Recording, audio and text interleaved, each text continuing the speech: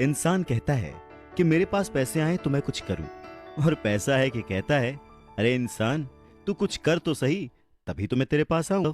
और आज की चर्चा पैसे पर। जी हाँ, यह भी उतना ही बड़ा सत्य है जैसे कि सूरज पूरब से निकलता है, बच्चा माँ की कोख से ही जन्म लेता है, वैसे ही पैसे को सही ढंग से अगर समझा ना जाए, संभाला ना जाए, तो वो बहुत सारे दुख देता है। तो बस इसी पैसे को समझने और इसे संभालने की कला के बारे में आज हम चर्चा करेंगे, यानी कि हम बात करेंगे रॉबर्ट टी कियोसाकी की लिखी book rich dad poor dad की। इस किताब के इंट्रोडक्शन में मैं कुछ और बात कहूं, उससे पहले मुझे डॉक्टर एड कोकेन की एक बात याद आती है। लिखते हैं कि रिच डैड पुअर डैड अमीरी का शॉर्टकट नहीं बताती, ये सिखाती है कि आप पैसे की समझ कैसे विकसित करें, किस तरह से अपने पैसे की जिम्मेदारी निभाएं और उसके बाद किस तरह से अमीर बने। तो चलिए शुरू करते हैं। दोस्तों, जब भी बात जिम्मेदारी की आती है तो नाम याद आता है उस शख्स का जिसने जिंदगी में कितनी भी ठोकरें खाई हों, कितना भी दुखी रहा हो, पर हमारे हिस्से के गम लिए और अपने हिस्से की खुशी हमें दे दी। पिता। जेब खाली हो फिर भी मैंने उन्हें मना करते नहीं देखा, जेब खाली हो फिर भी मैंने उन्हें मना करते नहीं देखा। अरे मैंने अपने पिता से ज्यादा अमीर इस दुनिया में कोई इंसान नहीं देखा। रॉबर्ट टी कियोसाकी ने उसी पिता को ध्यान में रखते हुए, उन्हें main character of the story बनाते हुए हमें लाइफ के, आज की जिंदगी के, आज की लाइफ के सबसे इंपॉर्टेंट लेसन को पढ़ाने की कोशिश की है, विच इज पैसा। जी हाँ, हम बचपन से लेकर जवानी तक सिर्फ मार्क्स के पीछे भागते रहते हैं। हमारा जो एजुकेशन का पैटर्न है, पढ़ाई का तरीका है, हम बचपन से सिर्फ यही सुनते आए हैं कि पढ़ो पढ़ो पढ़ो और पढ़ो, और एक लेवल तक पहुंचने के बाद, एक एज तक पहुंचने के बाद डिसाइड करो कि अब क्या करना है। रॉबर्ट टी कियोसाकी इसी बात को बहुत ही खूबसूरती से एड्रेस करते हैं कि हमें पैसे को एक सब्जेक्ट की तरह बचपन से ही क्लासेस में पढ़ाना चाहिए। अगर आज पढ़ाई का मतलब, जिंदगी में सफल होने का मतलब ज्यादा पैसे कमाने से है, तो क्यों ना उस पैसे को सही ढंग से मैनेज करने का गुण हमें बचपन से मिले। स्कूल्स 6 घंटे के 8 घंटे के होते हैं, पर बाकी जो वक्त है वो घर पे बीतता है। तो कहीं ना कहीं स्कूल हो या घर हो, बच्चे को बचपन से ही पैसे की अहमियत, उसकी इंपॉर्टेंस, उसकी मैनेजमेंट के बारे में अगर पढ़ाया जाए तो इसमें कोई भी गलत बात नहीं है। मुझे लगता है कि ये बात कहीं ना कहीं मिसिंग थी। शायद कई सालों से ये जद्दोजहद है कि इसे शुरू किया जाए, इसे समझाया जाए। बहुत सारी फिल्में बनी हैं इस पर, लेकिन आज भी हम मार्क्स मार्क्स और मार्क्स के पीछे ही भागते हैं। अगर हमें पैसे को सही ढंग से मैनेज करने की कला आ जाए, अगर हमारी समझ डेवलप हो जाए, तो मुझे लगता है कि जो आजकल के बच्चे हैं वो बड़े जब होंगे तो वो खुश रहेंगे। इंसान को कंप्लीट करने के लिए उसका परिवार, उसके अपने, उसके दोस्त, उसका रहन सहन सब बहुत जरूरी होता है। ये तो नहीं कह सकते कि पैसा ही सब कुछ है, पर हाँ, सब कुछ पाने के लिए पैसा जरूरी है। काश काश कि मैंने ये बुक 20 साल पहले पढ़ी होती। ये लाइन अमेरिका के एक बहुत ही बड़े बिल्डर लैरिसन क्लार्क ने कही थी जब उन्होंने रिच डैड पुअर डैड पढ़ी थी। वक्त ऐसे ही बीत जाता है और हम काश में फंसे रह जाते हैं। ऐसी बहुत सारी चीजें हमें जब पता लगती हैं जिससे हमारी लाइफ बदल सकती थी, हमें कुछ सीखने को मिल सकता था, हमें तरक्की करने को मिल सकता था, पर वक्त बीत चुका होता है और बस रह जाता है तो ये एक काश, काश कि मैंने ये कर लिया होता। इस किताब में कियोसाकी ने अपने 2 पिताओं का रेफरेंस लिया है, एक जो रिच डैड थे जिनके पास बहुत पैसा था और एक जो पुअर डैड थे। रॉबर्ट कियोसाकी अपने दोनों पिताओं को, दोनों डैड्स को बराबर का सम्मान देते थे और उनके जो दोनों पिता थे वो भी उन्हें उतना ही प्यार करते थे। बहुत सारे लोगों के सवाल हो सकते हैं कि एक ही वक्त पर एक इंसान के 2 पिता कैसे हो सकते हैं, या कोई और क्वेश्चन। मुझे लगता है कि हम अगर इस बात पे ध्यान दें कि रॉबर्ट कियोसाकी हमें समझाना क्या चाहते हैं, तो हमारे लिए फायदे की बात होगी। हो सकता है उन्होंने ऐसा मान लिया हो सकता है उन्होंने अपने मन को पुअर डैड और अपने दिमाग को रिच डैड माना हो, या ये हो सकता है कि एक डैड उनके रहे हों और दूसरे डैड उनके किसी दोस्त के, कुछ भी हो सकता है। इंपॉर्टेंट ये नहीं है कि ये जो डैड का रेफरेंस लिया उन्होंने, ये कहानी है या काल्पनिक है। असल बात ये है कि रॉबर्ट कियोसाकी हमें समझाना क्या चाहते हैं, हमें बताना क्या चाहते हैं। चलिए मान लेते हैं कि रॉबर्ट कियोसाकी के 2 पिता थे और उनमें से एक बहुत अमीर थे, एक बहुत गरीब थे। तो रॉबर्ट कियोसाकी कहते हैं कि सोच जो है वो बहुत बड़ा रोल प्ले करती है, और इसी माध्यम से रॉबर्ट कियोसाकी कहते हैं कि हालांकि वो दोनों पिता उनके अपने थे, हालांकि वो दोनों पिता उनका उतने ही शिद्दत से, उतने ही मन से ख्याल रखते थे, उतना ही प्यार करते थे, अपनी जान निछावर करते थे और हमेशा उन्हें सिखाने की कोशिश करते थे, जिंदगी में आगे बढ़ाने की कोशिश करते थे। पर ऐसा क्यों था कि उनके एक पिता अमीर थे और एक पिता गरीब? सारा खेल, सोच का है, सारा खेल नजरिए का है। नजरिया ही इंसान को तरक्की दिला सकता है और नजरिया ही इंसान के जीवन की नाव डुबा सकता है। तो ये हमारे ऊपर है कि हम किस रंग के चश्मे को पहनकर कैसा मौसम देखते हैं। किसी शायर ने क्या खूब कहा है कि जैसा दर्द हो वैसा मंजर होता है। अरे मौसम तो इंसान के अंदर होता है, और उसी अंदर के मौसम को हमेशा बनाए रखने, अपने आप को पॉजिटिव रखते हुए, अपना नजरिया सकारात्मक रखते हुए अगर हम आगे सोचें तो कुछ अच्छा तो जरूर होगा। स्कूल जाओ और मेहनत से पढ़ो, ये जो लाइन है याद करिए, बचपन में हम सब ने सुना है और एक बार नहीं कई बार सुना है। रिश्तेदारों से, घर वालों से, टीचर से, हर एक से, स्कूल जाओ और मेहनत से पढ़ो। एक वक्त तो ऐसा लगता था कि बस पढ़ते रहो पढ़ते रहो पढ़ते रहो, पर जैसे जैसे समझ आगे बढ़ी एक सवाल मन में घर करने लगा, आखिर हम पढ़ किस लिए रहे हैं। देखिए, स्कूल जाना और पढ़ाई करना ये बहुत ही अच्छी बात है, लेकिन अगर कोई काम किया जा रहा है तो वो किस वजह से किया जा रहा है ये जानना भी उतना ही जरूरी है। अपनी पढ़ाई पूरी करने के बाद हम सबसे पहले जॉब ही ढूंढते हैं ना, ये सोचकर के जॉब मिलने पर हमारी सारी प्रॉब्लम्स दूर हो जाएंगी, पैसे मिल जाएंगे, हम घर बना लेंगे, गाड़ी खरीद लेंगे और जो भी जरूरतें हैं पैसे से जुड़ी हुई वो सब पूरी कर लेंगे। पर ऐसा होता नहीं है। बहुत सारे लोग अच्छी जॉब और बहुत ही अच्छी सैलरी होने के बावजूद खुश नहीं होते। वो अपनी जरूरतें पूरी नहीं कर पाते, बहुत ही मुश्किल से घर का खर्च चला पाते हैं, पर वो लगे रहते हैं इस उम्मीद में कि शायद अगले साल फिर से इंक्रीमेंट होगा, पैसे बढ़ेंगे और उन पैसों से हम अपनी जो जरूरतें हैं जो पूरी नहीं कर पाए हैं उन्हें पूरी कर लेंगे। और वो और ज्यादा मेहनत करते हैं प्रमोशन पाने के लिए। पर वक्त के साथ साथ हमारी जरूरतें और हमारा लालच बढ़ने लगता है। पहले तो पैसे के बिना रहने के डर से हम बहुत मेहनत करने लग जाते हैं, और उसके बाद जब हमें सैलरी मिलने लगती है तो हमें लालच और ज्यादा पाने की इच्छा जाग जाती है, और चूहे बिल्ली के इसी खेल में हमारी जिंदगी का भी एक पैटर्न बन जाता है। ज्यादा मेहनत करो, ज्यादा पैसे कमाओ, ज्यादा पैसे कमाओ, घर का खर्च चलाओ, पैसे खत्म, फिर ज्यादा मेहनत करो, और ये जो विशेष सर्कल है ये चलता रहता है, और इसी सर्कल में हम गोल गोल गोल गोल घूमते रहते हैं। अगर हमारे पास ज्यादा पैसे आ भी जाएं तो भी हमें इस विशेष सर्कल में घूमने की आदत पड़ जाती है। हमें डर और लालच पर काबू पाना सीखना बहुत जरूरी है, क्योंकि अगर हम अमीर बन भी गए तो इन आदतों की वजह से हम हमेशा डर के साए में रहेंगे और अपनी जिंदगी को एंजॉय नहीं कर पाएंगे। पहले के जमाने में शिक्षा एक जरिया थी लोगों की पर्सनैलिटी डेवलप करने का और आसपास के हर विषय में उन्हें जानकारी देने का। पर वक्त के साथ साथ पढ़ाई का लक्ष्य, उसका गोल बदल गया। पढ़ाई का मकसद रह गया बड़े होकर अपनी जीविका चलाना, ब्रेड एंड बटर कमाना, और इसमें कुछ गलत भी नहीं है। वक्त के साथ चीजें बदलना बहुत जरूरी है, क्योंकि जो चीज वक्त के साथ नहीं बदलती वो या तो हमारी खुशियां छीनती है या फिर समाज को बहुत ही पीछे ले जाती है। रॉबर्ट टी कियोसाकी ने इस बहुत ही अहम मुद्दे को यहां पर उठाया है अपने book rich dad poor dad में।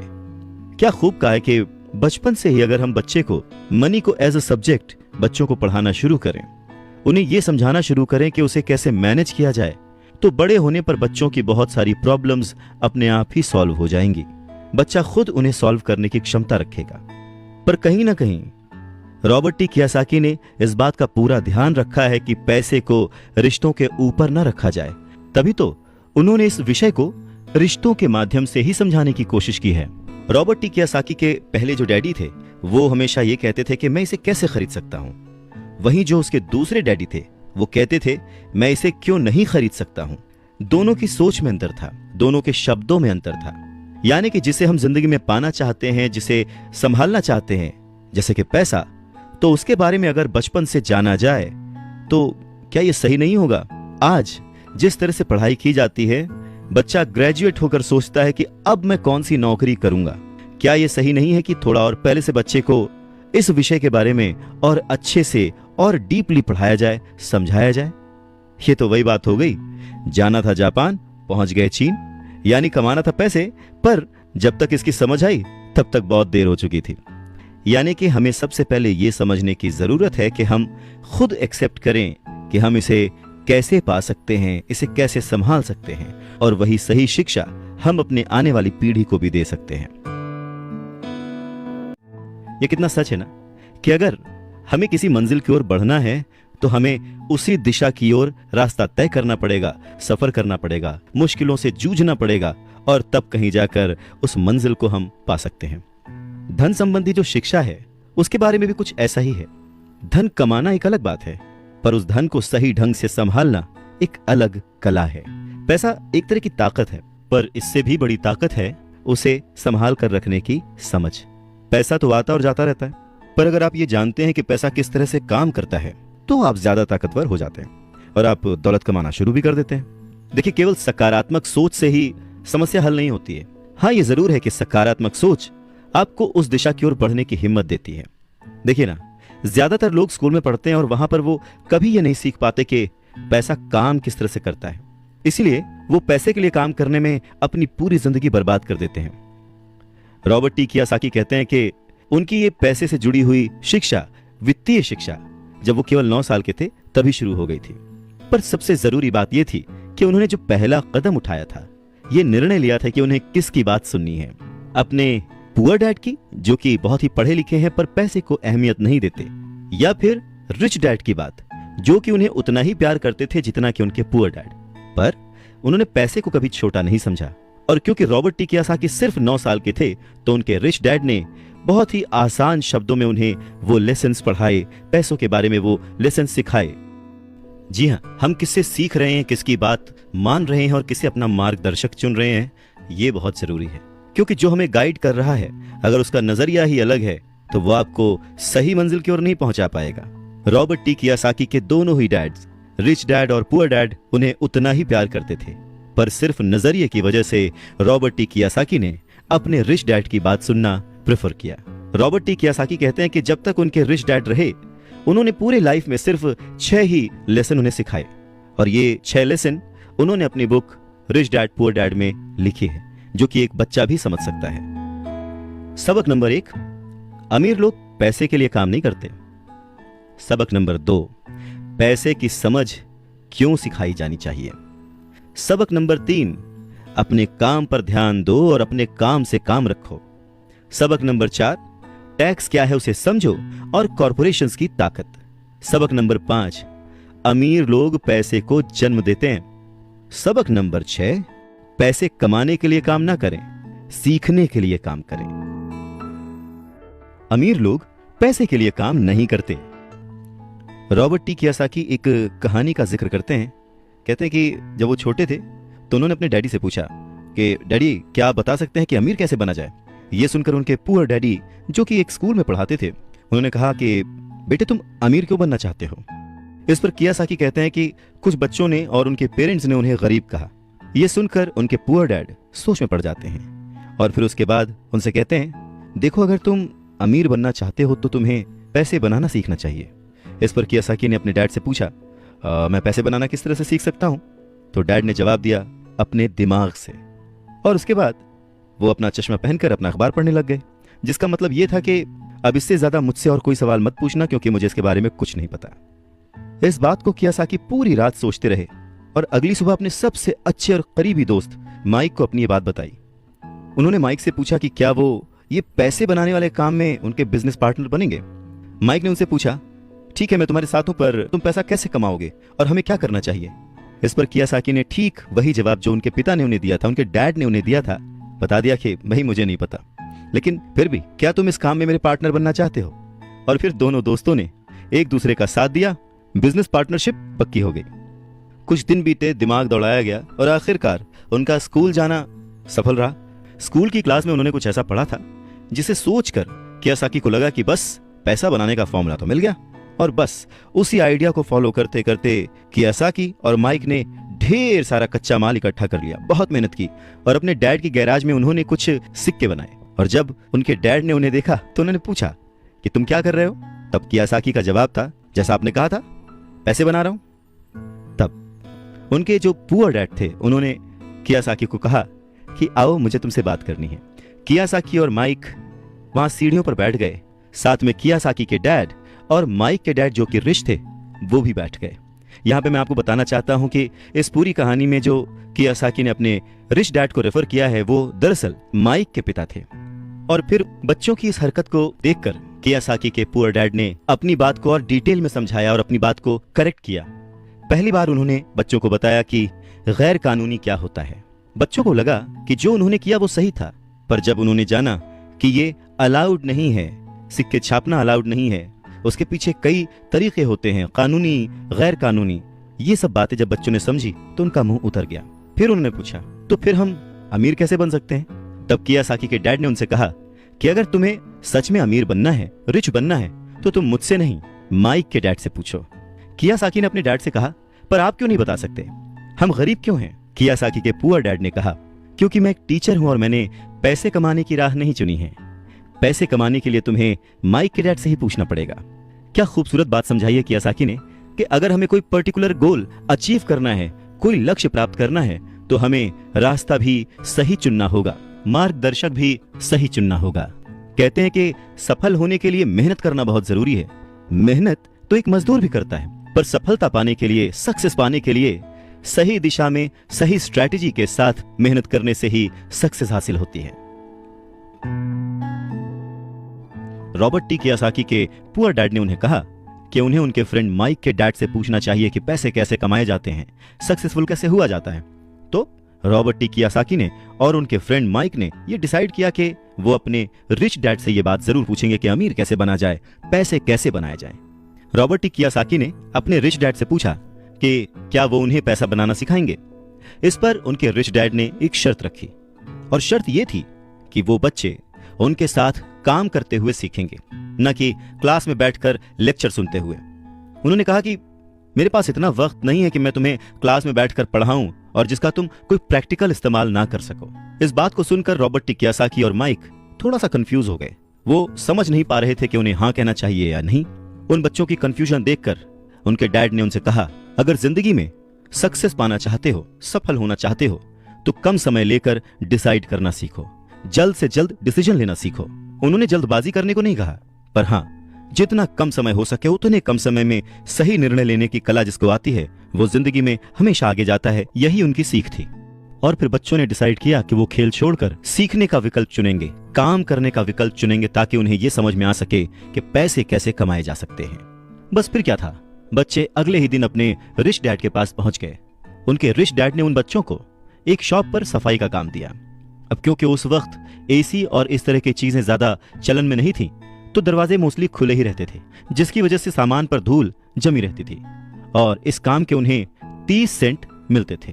इस तरह से उन्हें एकदम भी पैसे नहीं बचते थे। वो परेशान रहते थे और एक दिन उन्होंने माइक से कहा कि मैं अब काम नहीं करूंगा, या तो वो मेरी तनख्वाह बढ़ाएं या फिर मैं काम छोड़ रहा हूं। उसके बाद 9 साल के रॉबर्ट टी कियासाकी और उनका दोस्त माइक उनके रिच डैड से मिलने पहुंचे। रिच डैड के सामने बैठते ही माइक बुरी तरह से रो पड़े और उन्होंने कहा, डैड, आपने कहा था कि अगर मैं आपके लिए काम करूंगा तो आप मुझे पैसा कमाना सिखाएंगे। अपनी तरफ से मैंने पूरी तरह से, पूरी ईमानदारी से काम किया है, कड़ी मेहनत की है। इस काम के लिए मैंने अपनी खेल तक की कुर्बानी दे दी और अब आप अपने वादे से मुकर रहे हैं। आपने मुझे कुछ भी नहीं सिखाया। लोग आपको लालची कहते हैं, जो सिर्फ पैसे कमाना चाहता है पर अपने साथ काम करने वालों का बिल्कुल भी ध्यान नहीं रखता। मैं एक छोटा सा बच्चा हूं और आपको मेरे साथ ऐसा बर्ताव नहीं करना चाहिए था। रॉबर्ट टी कियासाकी के डैड ने कहा, पर मैं तो तुम्हें काम सिखा रहा हूं। रॉबर्ट टी कियासाकी कहते हैं कि उस वक्त वो गुस्से में थे, तो उन्होंने पूछा, नहीं, आप मुझे कुछ नहीं सिखा रहे, बताइए आपने मुझे क्या सिखाया। कुछ भी नहीं। आपसे सीखने के लिए मैं बस चंद सिक्कों में काम करने के लिए तैयार हो गया और उसके बाद तो आपने मुझसे बात तक नहीं की। मैं आपकी शिकायत सरकार से करूंगा। हमारे देश में भी बाल श्रम कानून है, आप तो जानते ही हैं। मेरे पुअर डैड सरकार के लिए काम करते हैं। इस बात को सुनकर उनके रिच डैड ने कहा, शाबाश, अब तुम उन लोगों की तरह बोल रहे हो जो कभी मेरे लिए काम करते थे। या तो मैंने उन्हें नौकरी से निकाल दिया या फिर उन्होंने खुद ही नौकरी छोड़ दी। रही बात तुम्हें कुछ सिखाने की, कौन कहता है कि मैंने तुम्हें कुछ नहीं सिखाया? पिछले दिनों जितना तुमने काम किया, जरा सोच कर देखो, क्या सिखाने का मतलब केवल भाषण देना या बातचीत करना ही होता है? इस तरह से तो तुम्हें स्कूल्स में सिखाया जाता है, पर जिंदगी में कोई तुम्हें भाषण देकर या बातचीत करके नहीं सिखाएगा। तुम्हें उस दौर से गुजरना पड़ेगा, कठिनाइयों से जूझना पड़ेगा, अपना रास्ता खुद ढूंढना पड़ेगा और फिर जिंदगी तुम्हें सबक सिखाएगी, तुम्हें और बेहतर इंसान बनाएगी। सच ही तो है, जिंदगी के तमाम मोड़ आते हैं, ऐसे मकाम आते हैं जिन पर हमें धक्का लगता है, ठोकरें लगती हैं। हम उस वक्त परेशान होते हैं कि हमारे साथ ऐसा क्यों रहा है, पर अगर ध्यान से देखा जाए तो जिंदगी उस झटके के जरिए हमें कह रही होती है कि जाग जाओ, मैं तुम्हें कुछ सिखाना चाहती हूँ। पर 9 साल के रॉबर्ट टी कियोसाकी को ये बड़ी बड़ी बातें समझ नहीं आई। तब उनके रिच डैड ने एक बार फिर से कहना शुरू किया, अगर जिंदगी तुम्हें कोई सबक सिखाए तो तुम्हें उससे सीखना चाहिए, क्योंकि अगर तुम उससे वो सबक नहीं सीखते तो पूरी जिंदगी, तुम्हारी ये जिंदगी लगातार तुम्हें धक्के देती रहेगी। अपनी जॉब में रहते हुए तुम अगर उसकी मुसीबतों से सबक लोगे, सीखोगे, तो तुम एक समझदार, अमीर और सुखी इंसान बन सकते हो। पर अगर तुम ये नहीं सीखते तो जिंदगी भर अपनी प्रॉब्लम्स के लिए अपनी नौकरी, कम सैलरी या फिर अपने बॉस को कोसते रहोगे और हमेशा उम्मीद करते रहोगे कि कोई और आए, तुम्हारी सैलरी बढ़ाए और तुम्हें सुख दे, जो कि पॉसिबल नहीं है। तो उनके रिच डैड ने उन्हें 10 सेंट हर घंटे की जॉब पर रखा। 10 सेंट बहुत ही कम होते हैं।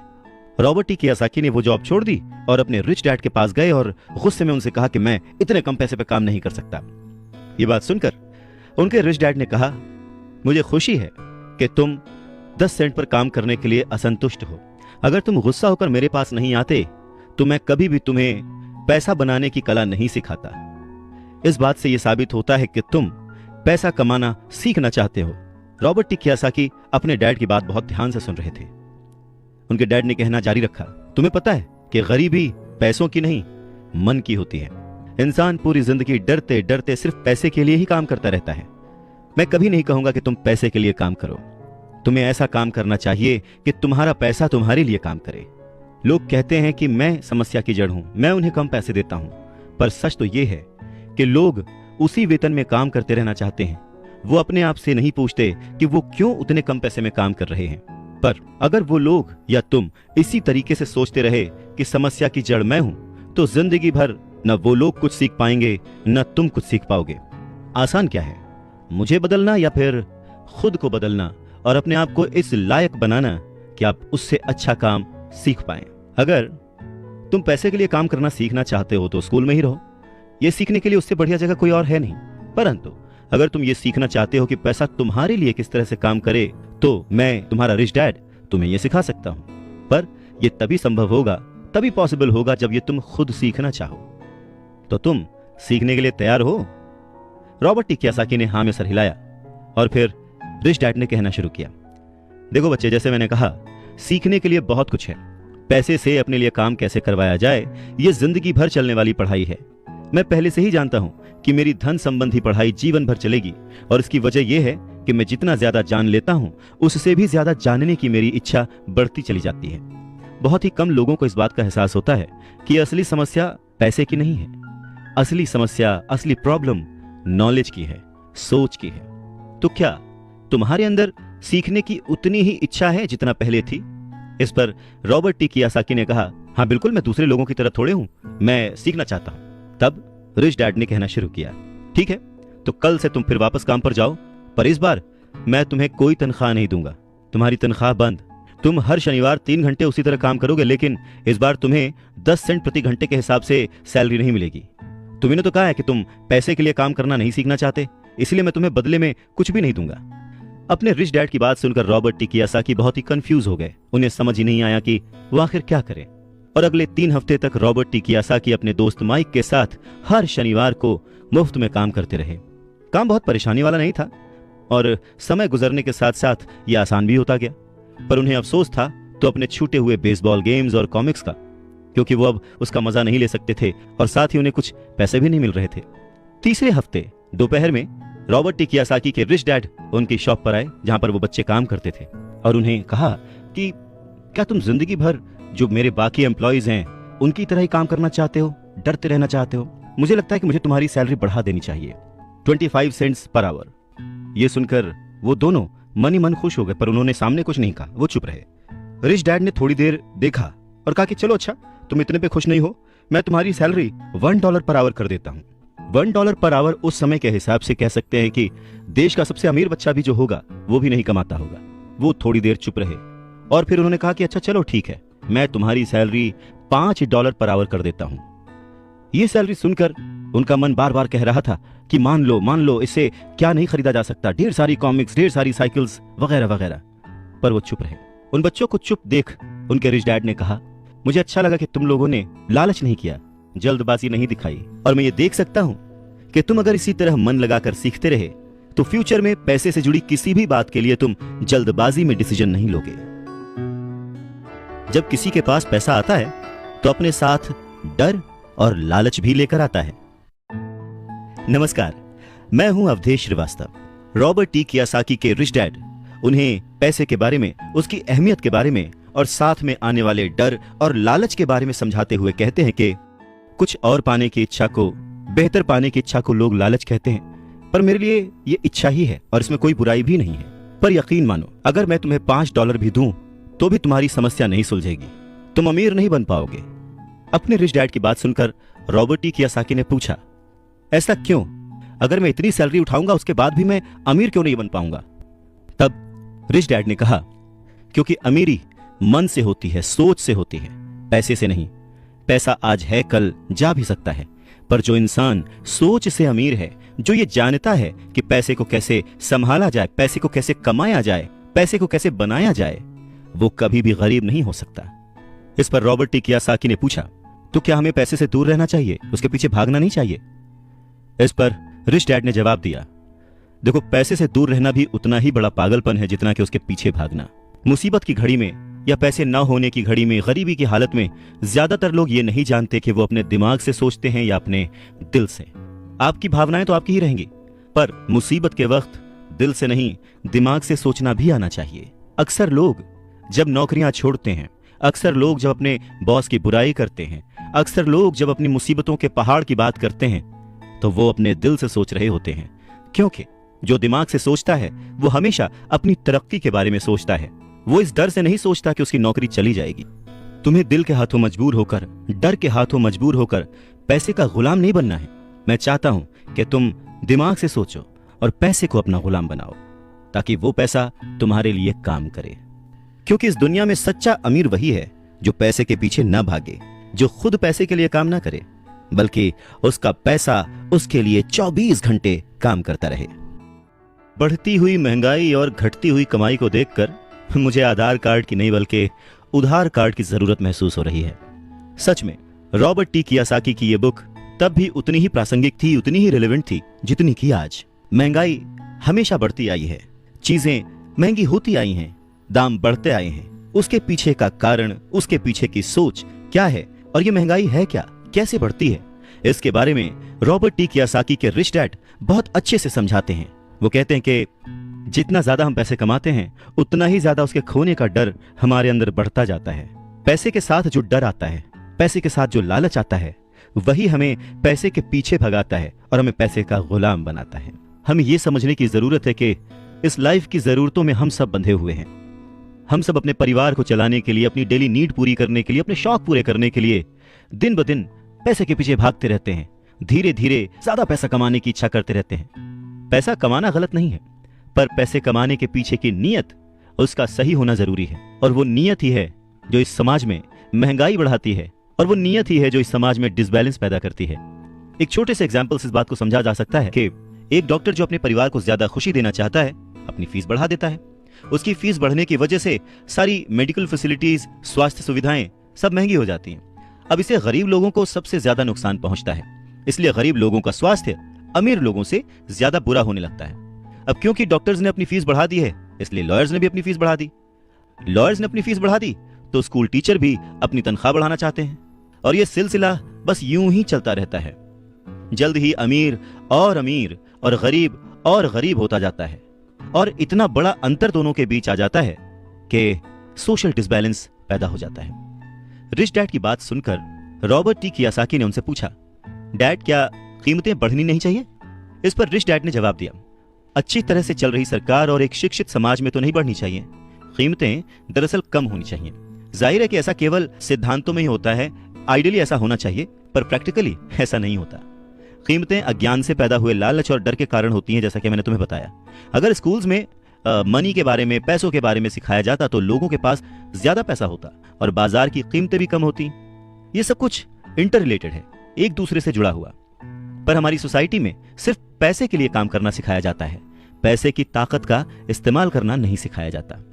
और इसीलिए मैं हमेशा कहता हूं कि पैसे से जुड़े ऐसे किसी भी मुद्दे पर दिमाग से सोचने की जरूरत है।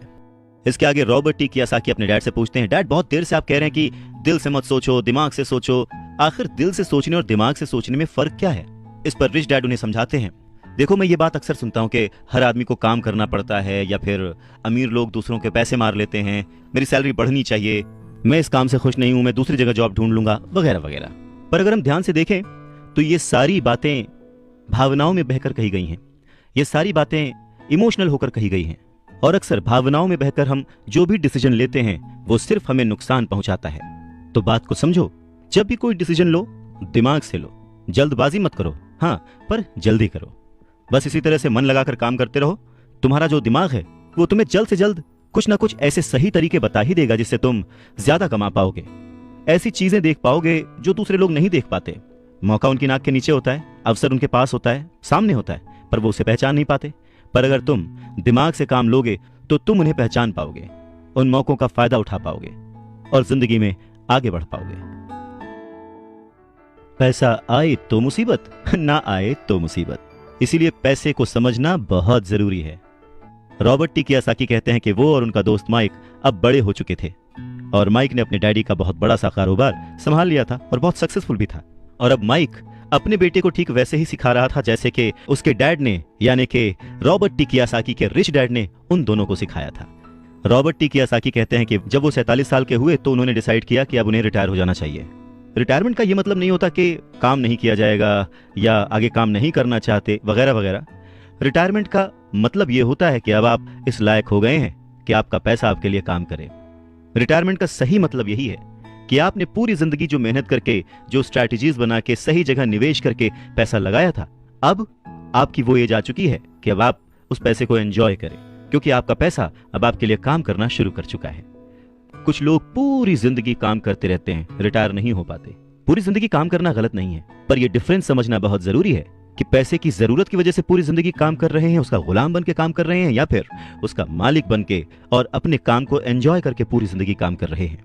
रिटायरमेंट को दूसरे शब्दों में चिंताओं से आजादी भी कह सकते हैं। इसका मतलब यह है, पैसा अगर सही तरह से खर्च किया जाए, पैसे को अगर सही तरह से मैनेज किया जाए तो वो अपने आप बढ़ता रहता है। ये ठीक एक पेड़ लगाने की तरह है कि आप सालों तक इसे पानी देते हैं, जब आप अपने बिजनेस में होते हैं, अपनी जॉब में होते हैं, और कभी भी इसमें कोताही नहीं करते। जब भी उस पेड़ को जरूरत होती है आप उसकी सेवा करते हैं, और फिर जब वो पेड़ बड़ा हो जाता है, जमीन की गहराइयों में उसकी जड़ें पहुंच जाती हैं, फिर वो अपने आप आपको छाया और फल देता है, और फिर आपको उसके लिए काम करने की जरूरत नहीं पड़ती। पैसा भी कुछ कुछ उस पेड़ की ही तरह है। अगर इस बात को एक दूसरे एग्जाम्पल से समझें तो हमें जैसा गोल बनाना है उसके लिए हमें प्रिपरेशन भी वैसी ही करनी पड़ेगी। अगर बहुत ऊंची बिल्डिंग बनानी है तो हमें उसकी नींव बहुत गहरी खोदनी पड़ेगी, और अगर हमें सिर्फ छोटा सा घर बनाना है तो उसकी नींव छोटी होगी। पर प्रॉब्लम यही होती है, हम छोटी सी नींव खोद कर बहुत बड़ी सी बिल्डिंग बनाने की कोशिश करते हैं जो कि बाद में ढह जाती है। तो जरूरी क्या है? पैसे को समझना, पैसे को संभालना। पैसे को संभालने के लिए उसे समझा कैसे जाए, इसके लिए सबसे जरूरी बात है लायबिलिटीज और एसेट्स के बीच फर्क को समझा जाए, और एसेट्स को खरीदा जाए और लायबिलिटीज में पैसे न डाले जाएं। अच्छा, ये सुनने में बहुत ही आसान लगता है, लेकिन सच यही है कि ये आपको अमीर बनने में बहुत मदद करेगा। लेकिन अगर ये इतना ही सिंपल है तो फिर हर कोई इस बारे में सोचता क्यों नहीं? लोगों को लगता है कि उन्हें लायबिलिटीज और एसेट्स के बीच फर्क पता है, पर लायबिलिटीज और एसेट्स के बीच का जो बारीक सा फर्क है वही लोगों को नहीं पता है। तो चलिए इसके बारे में और डिटेल में बात करते हैं। लायबिलिटीज और एसेट्स क्या हैं? लायबिलिटीज वो हैं जहां से आपको पैसा कभी नहीं आएगा, उल्टे आपको उसमें और पैसा डालते रहना पड़ेगा। और एसेट्स वो चीजें हैं जो आपको पैसा देती रहेंगी, दिन ब दिन उनकी कीमत बढ़ती रहेगी, वो आपको अमीर और अमीर बनाती रहेंगी। इसको अगर इनकम और एक्सपेंस के टर्म में समझें तो और आसान होगा। सिंपल सा मतलब है, इनकम है कि आपके पास कितना पैसा आया, और एक्सपेंस है कि आपने कितना पैसा खर्च किया। तो जब भी ऐसी कंफ्यूजन हो, सही तरीका यह है कि एक बैलेंस शीट बनाएं जिसमें अपने एसेट्स और लायबिलिटीज जरूर लिखें। 1 रुपया मांगता था 2 रुपए थमा देते थे, 1 रुपया मांगता था 2 रुपए थमा देते थे। कुछ इस तरह से पापा मुझे अमीर बना दिया करते थे। कहते हैं कि सोच अगर सही दिशा में हो तो मंजिल बड़ी आसानी से मिल जाती है। इंसान की जरूरतों को पूरा करने के लिए पैसे की आज कितनी जरूरत है, ये बात हम में से किसी से भी छिपी हुई नहीं है। हम सब दिन रात मेहनत करते हैं, सोचते हैं कि हम अमीर बन जाएं, पर क्या वो सोच हमारे अंदर है? हम छोटे थे तो 1 रुपए 2 रुपए में भी खुश हो जाते थे, पर आज ना जाने कितने पैसे कमाने के बाद भी हम खुश नहीं हो पाते। गरीबी ही महसूस होती है, हमेशा कमी लगी रहती है। तो कारण क्या है? फर्क क्या है? फर्क सिर्फ सोच का है, जिसके बारे में रॉबर्ट टी कियोसाकी कहते हैं कि अमीर लोगों के पास ज्यादा पैसा इसलिए होता है क्योंकि वो प्रिंसिपल पर यकीन करते हैं। वहीं दूसरी तरफ गरीब लोग प्रिंसिपल को ठीक से समझ नहीं पाते। इसीलिए इस बात पर जोर दिया जाता है कि केवल लिटरेट होना काफी नहीं है, फाइनेंशियली लिटरेट होना जरूरी है। सिर्फ नंबर से कुछ नहीं होता, मार्क्स से कुछ नहीं होता। फर्क तो तब पड़ता है जब आप अपनी सक्सेस स्टोरी खुद लिखें। अधिकतर फैमिलीज में देखा गया है कि जो मेहनती होता है उसके पास पैसा भी ज्यादा होता है, मगर उसका फायदा क्या जब सारा पैसा लाइबिलिटीज में खर्च हो जाए। वैसे ये बहुत ही इंटरेस्टिंग एक्सरसाइज है, करके देखनी चाहिए। लाइबिलिटीज वर्सेस एसेट्स, ये चार्ट बनाकर जब आप देखेंगे तो पाएंगे कि आपका खर्च करने का पैटर्न कैसा है, तरीका सही है या गलत। और तब आप ये भी नोटिस कर पाएंगे कि आपका ज्यादा खर्च किस तरफ हो रहा है, लाइबिलिटीज की तरफ या एसेट्स की तरफ, और आपको अपने खर्च पर कितना कंट्रोल करने की जरूरत है। तो इस पूरी बात को अगर आसान शब्दों में समझा जाए तो वो ये कि अपना पैसा कैसे खर्चें, बस यही मुद्दे की बात है और कुछ नहीं। अच्छा, एक और जरूरी बात है, पुराने समय में अगर देखा जाए तो लोगों के गोल होते थे, हम डॉक्टर बनेंगे, लॉयर बनेंगे, ये सारे प्रोफेशंस हैं, पर इनका अमीरी से कोई कनेक्शन नहीं है। पर सोच यही थी कि हम डॉक्टर बनेंगे तो बहुत पैसा कमाएंगे, लॉयर बनेंगे तो बहुत पैसा कमाएंगे, बैरिस्टर बनेंगे तो बहुत पैसा कमाएंगे। इस सोच की जड़ ही गलत है। पुराने जमाने के कई लोग आज डॉक्टर, इंजीनियर या जो कुछ भी वो बनना चाहते थे बन चुके हैं, पर आज भी वो पैसे के लिए स्ट्रगल कर रहे हैं। क्यों? क्योंकि वो उनकी नींव ही अलग थी। आज दौर बदल चुका है, बच्चे एथलीट बनना चाहते हैं, स्पोर्ट्स पर्सन बनना चाहते हैं, स्टार बनना चाहते हैं, क्योंकि उन्हें पता है कि सिर्फ अच्छी पढ़ाई और अच्छे ग्रेड्स के भरोसे बैठकर वो अपने करियर में सक्सेस नहीं पा सकते। आज वक्त बदल चुका है। आज के जमाने में सभी वर्किंग हैं, हस्बैंड वाइफ वर्किंग हैं, दोनों कमाते हैं और सोचते हैं कि हम दोनों मिलकर ज्यादा पैसे कमाएंगे और हम ज्यादा अमीर हो जाएंगे। और सबका ध्यान सिर्फ अपने अपने करियर पर ही होता है। कमाई बढ़ने लगती है, पर जाहिर है कि उसी के साथ साथ खर्चे भी बढ़ने लगते हैं। कहने का मतलब ये कि बिना फाइनेंशियली लिटरेट हुए आप कितने भी पैसे कमा लें, वो खर्च हो जाएंगे, वो आपकी लाइबिलिटीज में चले जाएंगे, और ये एक ऐसा चक्कर है जो फिर चलता ही रहता है। और उसके बाद सभी ये सोचते हैं कि इस मुसीबत से बाहर कैसे निकला जाए। दरअसल लोगों को लगता है कि ज्यादा पैसे कमाने से आदमी अमीर हो जाता है, पर रॉबर्ट टी कियोसाकी कहते हैं कि अमीरी एक सोच है। अमीरी अपने पैसे को सही जगह खर्च करने की समझ है। अमीरी पैसे के पीछे ना भागने की सोच है। अमीरी रिटायरमेंट लेते समय ना डरने की सोच है। अमीरी तब है जब आपका पैसा आपके लिए काम करे। तो आप जब भी खर्च करें हमेशा ये ध्यान रखें कि पैसा आपको अमीर नहीं बनाता। उसे सही जगह पे इन्वेस्ट करना, उसे सही से संभाल कर रखना, या कई बार उसे गलत जगह पर खर्च ना करना भी आपको अमीर ही बनाता है। कहने का मतलब ये कि अमीरी क्या है? अमीरी वो नहीं कि आप कितना पैसा कमा पाते हैं, अमीरी तो वो है कि आप कितना पैसा बचा पाते हैं। आप ठहर जाएंगे तो चलेगा, आपकी सोच नहीं ठहरनी चाहिए, क्योंकि अगर सोच ठहर गई तो जिंदगी बिना किसी सोच के गुजर जाएगी। बात सन 1947 की है। दुनिया की सबसे बड़ी फूड चेन मैकडॉनल्ड के फाउंडर रे क्रॉक ने एक MBA क्लास में स्पीच दी। बहुत ही शानदार स्पीच, लोगों ने बहुत तालियां बजाईं, खुश हुए। स्पीच के बाद MBA के स्टूडेंट्स ने उनके साथ वक्त बिताना चाहा, उनसे रिक्वेस्ट की कि सर थोड़ा टाइम हमारे लिए स्पेयर कर लें। बातों बातों में रे क्रॉक ने अचानक एक सवाल किया, क्या आप लोग जानते हैं कि मैं किस बिजनेस में हूं? अब क्योंकि वो मैकडी को रिप्रेजेंट कर रहे थे तो सभी जानते थे कि भाई आप हैमबर्गर बेचते हैं, फूड बिजनेस में हैं। तो बच्चों ने वही जवाब दिया। इस बात पर रे हंसने लगे। उनका असली बिजनेस तो रियल एस्टेट का है, क्योंकि मैकडी के लिए हर लोकेशन का चुनाव बहुत ही सोच समझकर और रेकी करके किया जाता है। जहां उनकी फ्रेंचाइजी बनाई जाती है वो जमीन भी साथ ही बेची जाती थी। तो इसका सीधा मतलब यह था कि फ्रेंचाइजी खरीदने वाले उस वक्त वो जमीन भी खरीदते थे। तो इस तरह से ये एक रियल एस्टेट बिजनेस भी हो गया। और ठीक यही सबक रॉबर्ट टी कियोसाकी के रिच डैड ने उन्हें सिखाया कि अक्सर लोग खुद के लिए छोड़कर बाकी सब के लिए काम करते हैं। वो टैक्स पे करके गवर्नमेंट के लिए काम करते हैं, उस कंपनी के लिए काम करते हैं जहां वो नौकरी करते हैं, बैंक का मॉर्गेज देकर उसके लिए काम करते हैं। और ये सब इसलिए क्योंकि हमारा एजुकेशन सिस्टम ही ऐसा है। स्कूल हमें एम्प्लॉय बनना सिखाता है, एम्प्लॉयर नहीं। जो आप पढ़ते हैं बस वही आप बनते हैं, इसलिए हमेशा सही पढ़ें। अगर आपने साइंस पढ़ी तो डॉक्टर बनेंगे, मैथमेटिक्स पढ़ी तो इंजीनियर बनेंगे, मतलब आपने जो पढ़ा वही आप बने। अब मुसीबत यह है कि इससे छात्रों का कोई भला नहीं हो पाता, क्योंकि वो नौकरी और बिजनेस के बीच के फर्क में उलझ कर रह जाते हैं। जब कोई पूछता है कि आपका बिजनेस क्या है तो आपको यह नहीं बोलना चाहिए कि मैं तो एक डॉक्टर हूं या एक बैंकर हूं, क्योंकि वो आपका प्रोफेशन है। बिजनेस नहीं। वो प्रोफेशन है जिससे आप लोगों की सेवा करते हैं, वो प्रोफेशन है जिससे आप अपना घर चलाते हैं। अमीर बनने के लिए प्रोफेशन नहीं, बिजनेस की जरूरत है। कहने का मतलब है कि आप जो कुछ भी करते हैं उसे अपना बिजनेस बनाइए, नौकरी नहीं। अपनी सारी उम्र दूसरों के लिए काम करके उन्हें अमीर करने में बर्बाद ना करें, बल्कि खुद की जिंदगी को खुशहाल करने के लिए खुद काम करें। बहुत से लोगों को इस बात का एहसास बहुत देर में होता है कि जो उनका हाउस लोन है उनकी जान ले रहा है, और फिर उन्हें लगता है कि जिसे वो एसेट मानते थे वो दरअसल उनकी लायबिलिटी बन गया। जैसे उन्होंने कार ली तो उससे जुड़े तमाम खर्चे उनकी लायबिलिटीज बन गए। उन्हें पूरा करने के लिए नौकरी जरूरी है, और अगर कभी वो सेफ जॉब उनके हाथों से निकल गई तो फिर उनकी मुसीबतें शुरू। इसीलिए हमें अपने सेविंग्स पर, अपनी बचत पर, अपने एसेट्स पर इतना ज्यादा ध्यान देना चाहिए। हम कितना कमा रहे हैं उससे ज्यादा हम कितना सेव कर रहे हैं उस पर ध्यान देना चाहिए। और फाइनेंशियली सिक्योर होने का यही एक सिंपल तरीका है। आप कितने अमीर हैं ये जानने का सही तरीका नेटवर्थ इसलिए नहीं है क्योंकि जब भी आप अपने एसेट्स बेचते हैं तो उन पर भी टैक्स लगता है। आपको उतना पैसा नहीं मिलता जितना कि आप सोचते हैं। तो आपकी बैलेंस शीट के हिसाब से आपको जितना भी पैसा मिलेगा उस पर भी आपको टैक्स देना पड़ेगा।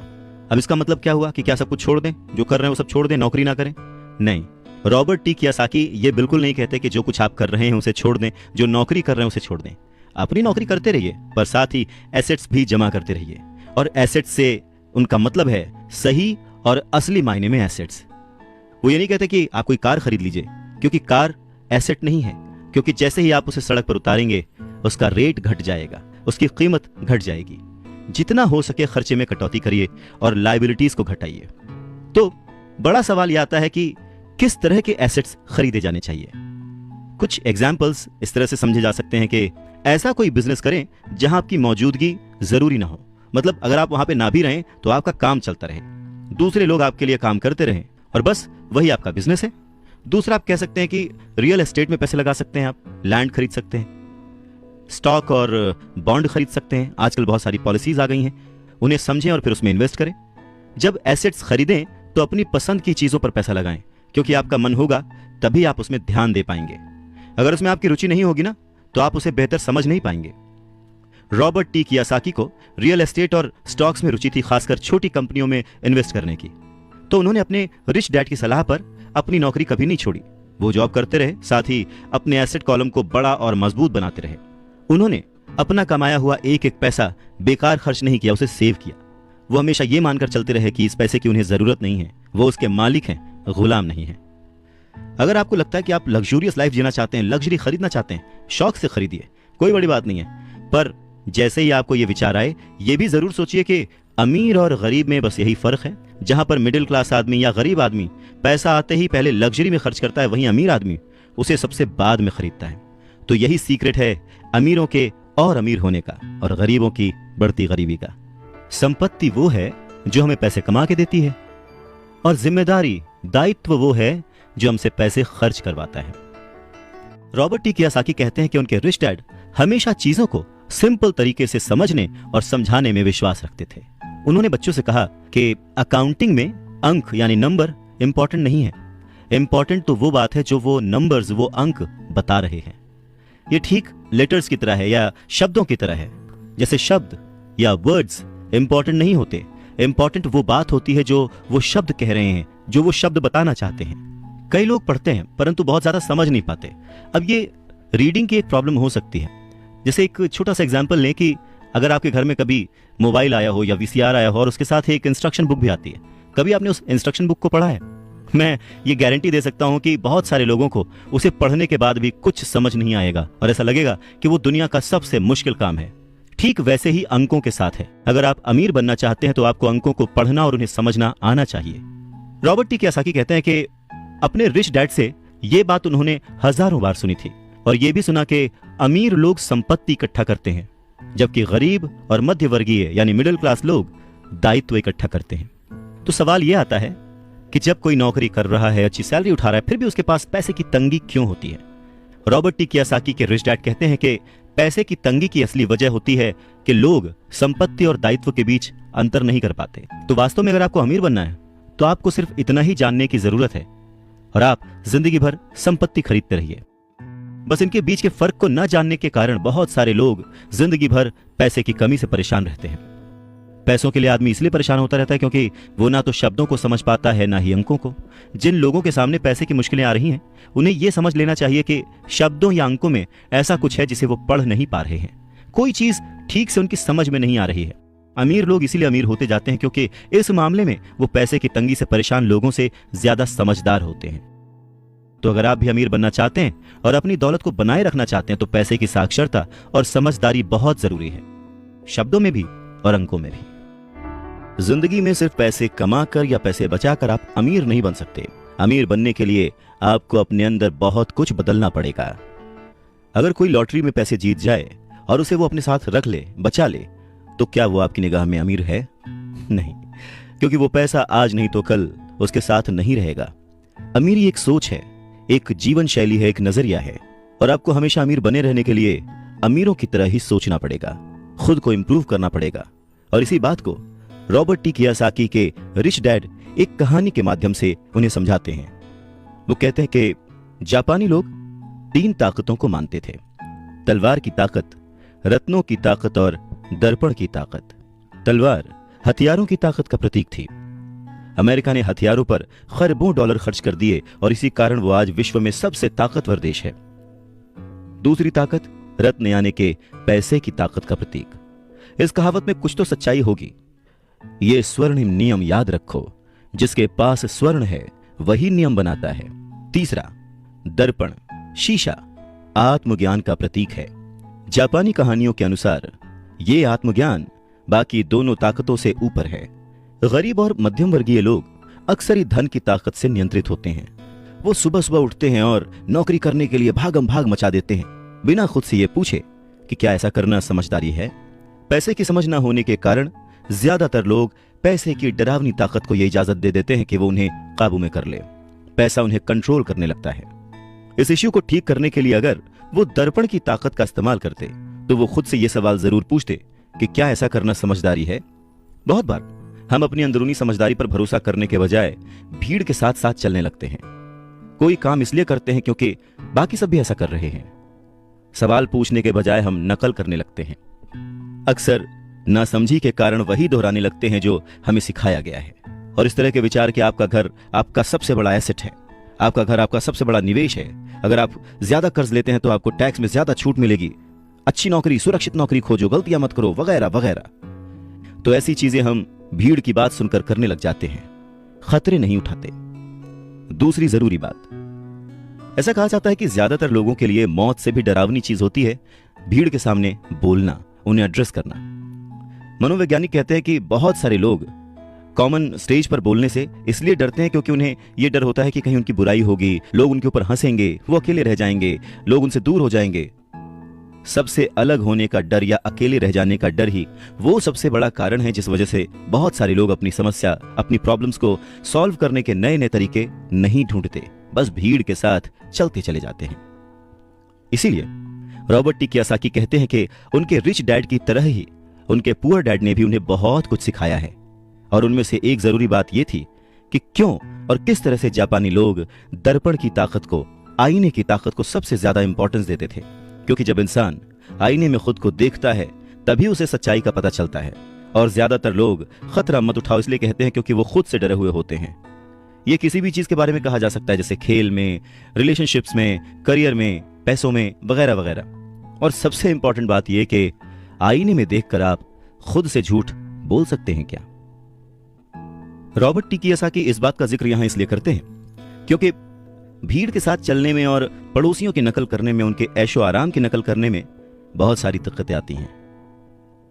पैसों की समस्या पैदा हो जाती है। वो उनका तरीका है, वो उसे अफोर्ड कर सकते हैं, पर जब हम देखा देखी बिना सोचे समझे नकल करना शुरू कर देते हैं तो हम समस्याओं से घिर जाते हैं। और तब हमें जरूरत होती है आईने की, जो हमें यह बताए हमें क्या करना चाहिए। क्योंकि बेसिक रूल तो वही है, आप पैसे के गुलाम नहीं हैं। ऐसे काम करिए, ऐसे सोचिए, ऐसे बनिए कि पैसा आपका गुलाम हो, वो आपके लिए काम करे। जब भी बाजी लगाइए दिल और दिमाग की, ये जरूर सोचिए कि बात पैसों की है या फिर रिश्तों की। अमीर बनने का मतलब यह नहीं होता कि आप इमोशनलेस हो जाए। अमीर बनने का ये मतलब नहीं होता कि आप अपने रिश्तों को छोड़ दें। अमीर बनने का ये मतलब नहीं होता कि 24 घंटे आप सिर्फ फायदा उठाने की बात सोचें। अमीरी तो एक सोच है। रॉबर्ट टी कियोसाकी बहुत ही खूबसूरत एक अपना इंसिडेंट शेयर करते हैं कि उनके जो पुअर डैड थे, जो कि एक स्कूल में पढ़ाते थे, उन्होंने बहुत मेहनत करके पाई पाई जोड़कर एक घर बनाया था, जिसे वो हमेशा कहते थे कि ये मेरी संपत्ति है। रॉबर्ट टी कियोसाकी जब अपने रिच डैड की संगत में आए, तब उन्होंने जाना कि संपत्ति और दायित्व में डिफरेंस क्या है, एसेट और लायबिलिटी में डिफरेंस क्या है। और तब वो हमेशा अपने डैड को बोलते, डैड ये जो आपने लिया है ये आपका एसेट नहीं, ये आपकी लायबिलिटी है। और इस बात पे वो दोनों घंटों बहस किया करते थे। और लायबिलिटी और एसेट के कॉन्सेप्ट को समझाने के लिए वो उन्हें वही सारी बातें एक्सप्लेन करते, जैसे कि एसेट वो होता है जो आपको कमा के देता है, जिस पे आपको और खर्च नहीं करना होता, और लायबिलिटी वो है जिसमें 75 तरह के खर्च होते हैं। हर महीने, हर हफ्ते, हर दिन कुछ ना कुछ आपकी जेब से जा ही रहा होता है।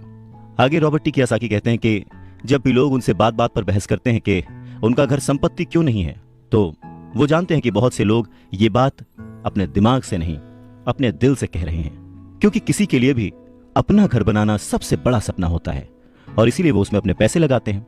अपने घर का मालिक होने से ज्यादा अच्छा कुछ भी महसूस नहीं होता है। पर दिल और दिमाग के बीच लायबिलिटी और एसेट्स के कॉन्सेप्ट को समझाने के लिए रॉबर्ट टी कियोसाकी एक और बात कहते हैं।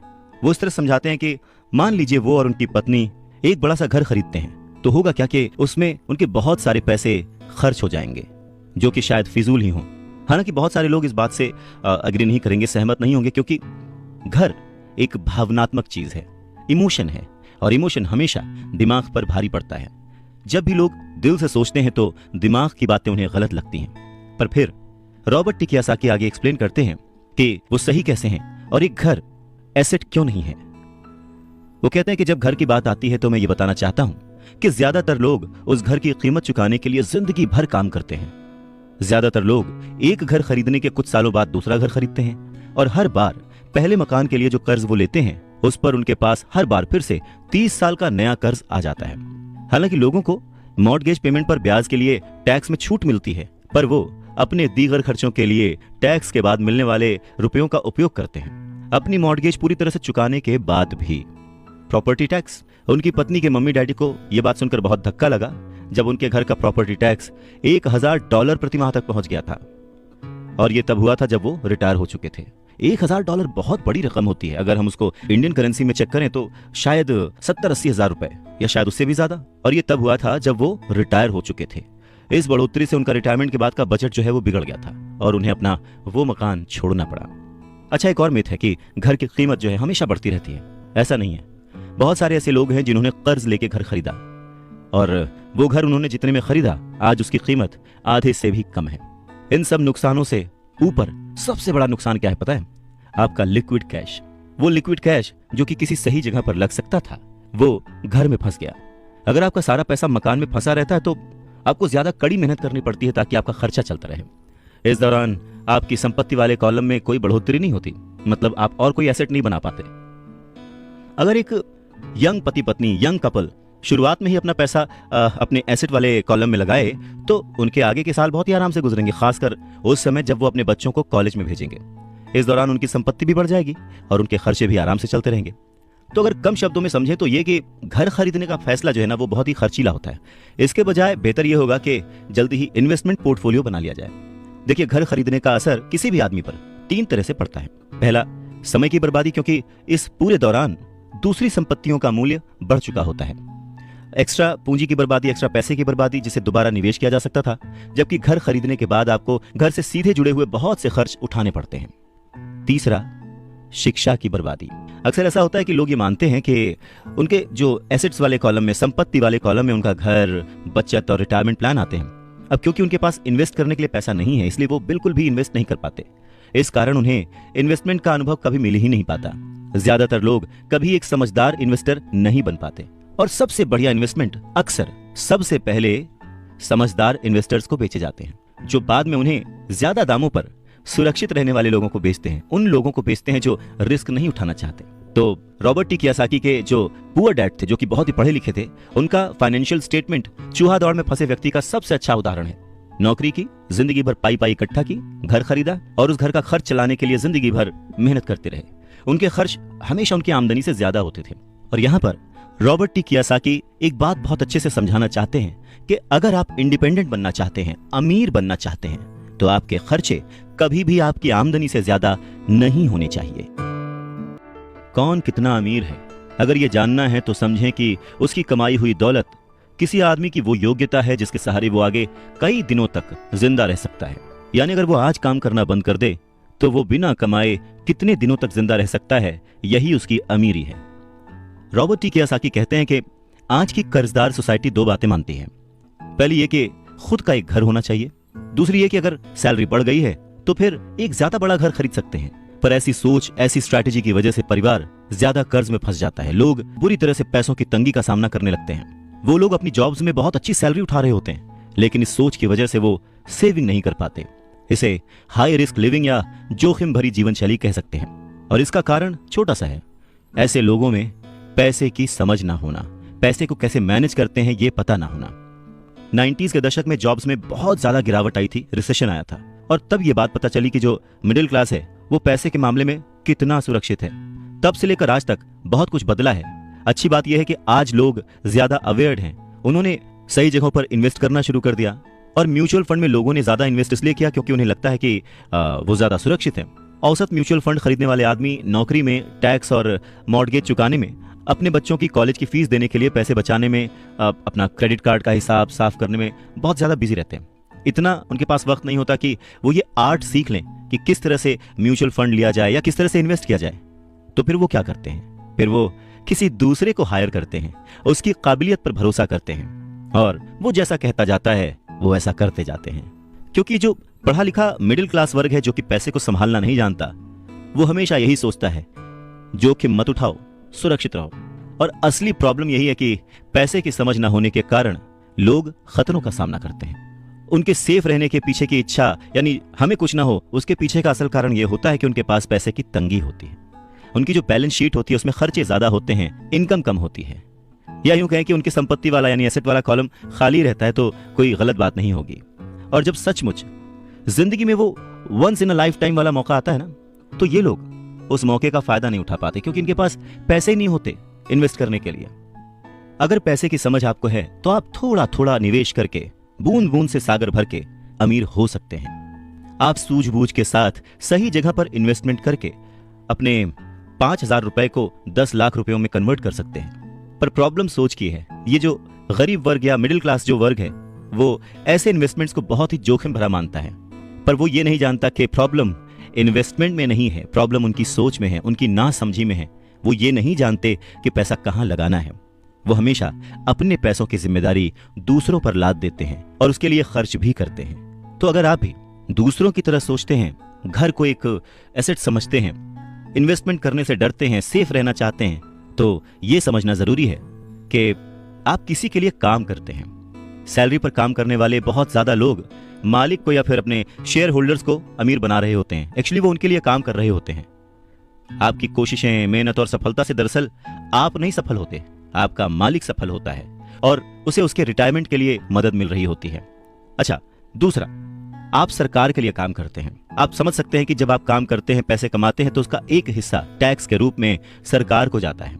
तीसरा, अगर आपके पास घर है जिसे आप अपना एसेट मानते हैं, जो कि दरअसल एक लायबिलिटी है, तो आप बैंक्स के लिए काम करते हैं।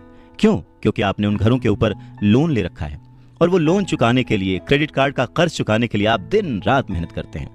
तो अगर आप सिर्फ ज्यादा कड़ी मेहनत से काम करते जाएं, तो समस्या यह है कि तीनों ही मामलों में आपको और ज्यादा मेहनत करनी पड़ेगी और फायदा आपको नहीं मिलेगा, किसी और को मिलेगा।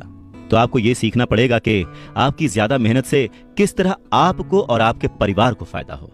मान लीजिए कि अगर आप ये फैसला कर भी लेते हैं कि आप सिर्फ अपने काम से काम रखेंगे, पर पैसों की समझ न होने के कारण, उसे मैनेज करने की समझ न होने के कारण आपको ये नहीं पता होता कि आपके लक्ष्य को किस तरह से निर्धारित किया जाए। अक्सर लोग अपने प्रोफेशन को बनाए रखना चाहते हैं, अपनी सैलरी के सहारे ही अपनी संपत्ति को, अपने एसेट्स को खड़ा करना चाहते हैं। पर जब उनकी संपत्ति बढ़ती है तो वो किस तरह अपनी सफलता का आकलन करते हैं, कब कोई दूसरा आदमी ये महसूस करता है कि वो अमीर है, कि उसके पास दौलत है, और संपत्ति और दायित्व के बीच का बैलेंस कैसा है, ये सब बातें भी समझना उतना ही जरूरी है। तो फिर सवाल वही है कि अमीर कैसे बना जाए। अमीर बनने के लिए आपकी संपत्ति, आपकी सफलता, आपके आसपास का माहौल, आपकी दौलत, इन सब के बारे में आपको सोचना पड़ेगा। एसेट्स और लायबिलिटीज के बारे में सोचना पड़ेगा। सबसे इंपॉर्टेंट है कि अपने दिमाग को हमेशा खुला रखना पड़ेगा, क्योंकि ये जिंदगी भर का सब्जेक्ट है। आपको ये सब्जेक्ट जिंदगी भर पढ़ना है, सीखना है और अमीरी की राह पर आगे बढ़ते जाना है। आधी छोड़ पूरी को धावे, पूरी मिले न आधी पावे। मुश्किल के दौर में, गरीबी के दौर में अपने आप को कैसे संभाला जाए, अपने आप को कैसे गरीबी से उबारा जाए, इस बात को समझाने के लिए रॉबर्ट टी कियोसाकी बहुत ही अच्छा एग्जाम्पल देते हैं। वो कहते हैं कि एक दिन कर्ज लेने के लिए, क्योंकि उनकी माली हालत खराब हो गई थी, तो उन्होंने अपने नए गोल्फ क्लब, आर्ट कलेक्शन, किताबें, स्टीरियो, टेलीविजन, उनके महंगे कपड़े, घड़ियां, जूते और बहुत सारे ऐसी चीजें लोन वाले पेपर में जो संपत्ति वाला कॉलम होता है उसमें लिख दिया, एसेट्स में लिख दिया और भेज दिया। उन्हें लगा कि मेरे पास इतनी चीजें हैं तो लोन अप्रूव हो जाएगा, पर उनका लोन का जो पेपर था, एप्लीकेशन पेपर, वो रिजेक्ट कर दिया गया। क्यों? क्योंकि उनका बहुत सारा इन्वेस्टमेंट फिजूल था। लोन कमेटी को वो बात एकदम भी समझ नहीं आई। वो ये जानना चाहते थे कि उनके पास एक नॉर्मल सी नौकरी क्यों नहीं है जिसमें वेतन मिलता है। उन्होंने उनके महंगे कपड़े और महंगे जो खेल का सामान था उनके बारे में कोई सवाल नहीं किया। जिंदगी में कई बार ऐसी कठिनाइयां आती हैं जब आप स्टैंडर्ड प्रोफाइल में फिट नहीं होते हैं। वो कहते हैं कि उन्हें बड़ा ही अचंभा होता है जब वो किसी को ये कहते हुए सुनते हैं कि उसकी नेटवर्थ करोड़ों रुपए है, लाखों रुपए है, क्योंकि नेटवर्थ के सटीक ना होने का एक खास कारण है। वो ये कि जिस पल आप अपनी संपत्तियों को, एसेट्स को बेचना शुरू करते हैं ना, उनका प्राइस, उनका रेट, उनका दाम बहुत कम हो चुका होता है। ऊपर से उन पर आपको टैक्स भी चुकाना पड़ता है और इतनी सारी चीजें आपको पैसे के संकट में डाल देती हैं, गरीबी में फंसा देती हैं। पैसा इकट्ठा करने के लिए वो अपनी प्रॉपर्टीज बेचते हैं, एसेट्स बेचते हैं। पहले तो वो अपनी पर्सनल प्रॉपर्टीज बेचते हैं जो कि सच कहें तो बहुत ही कम बिकती हैं, और अगर बिकती भी हैं तो उस पर टैक्स होता है।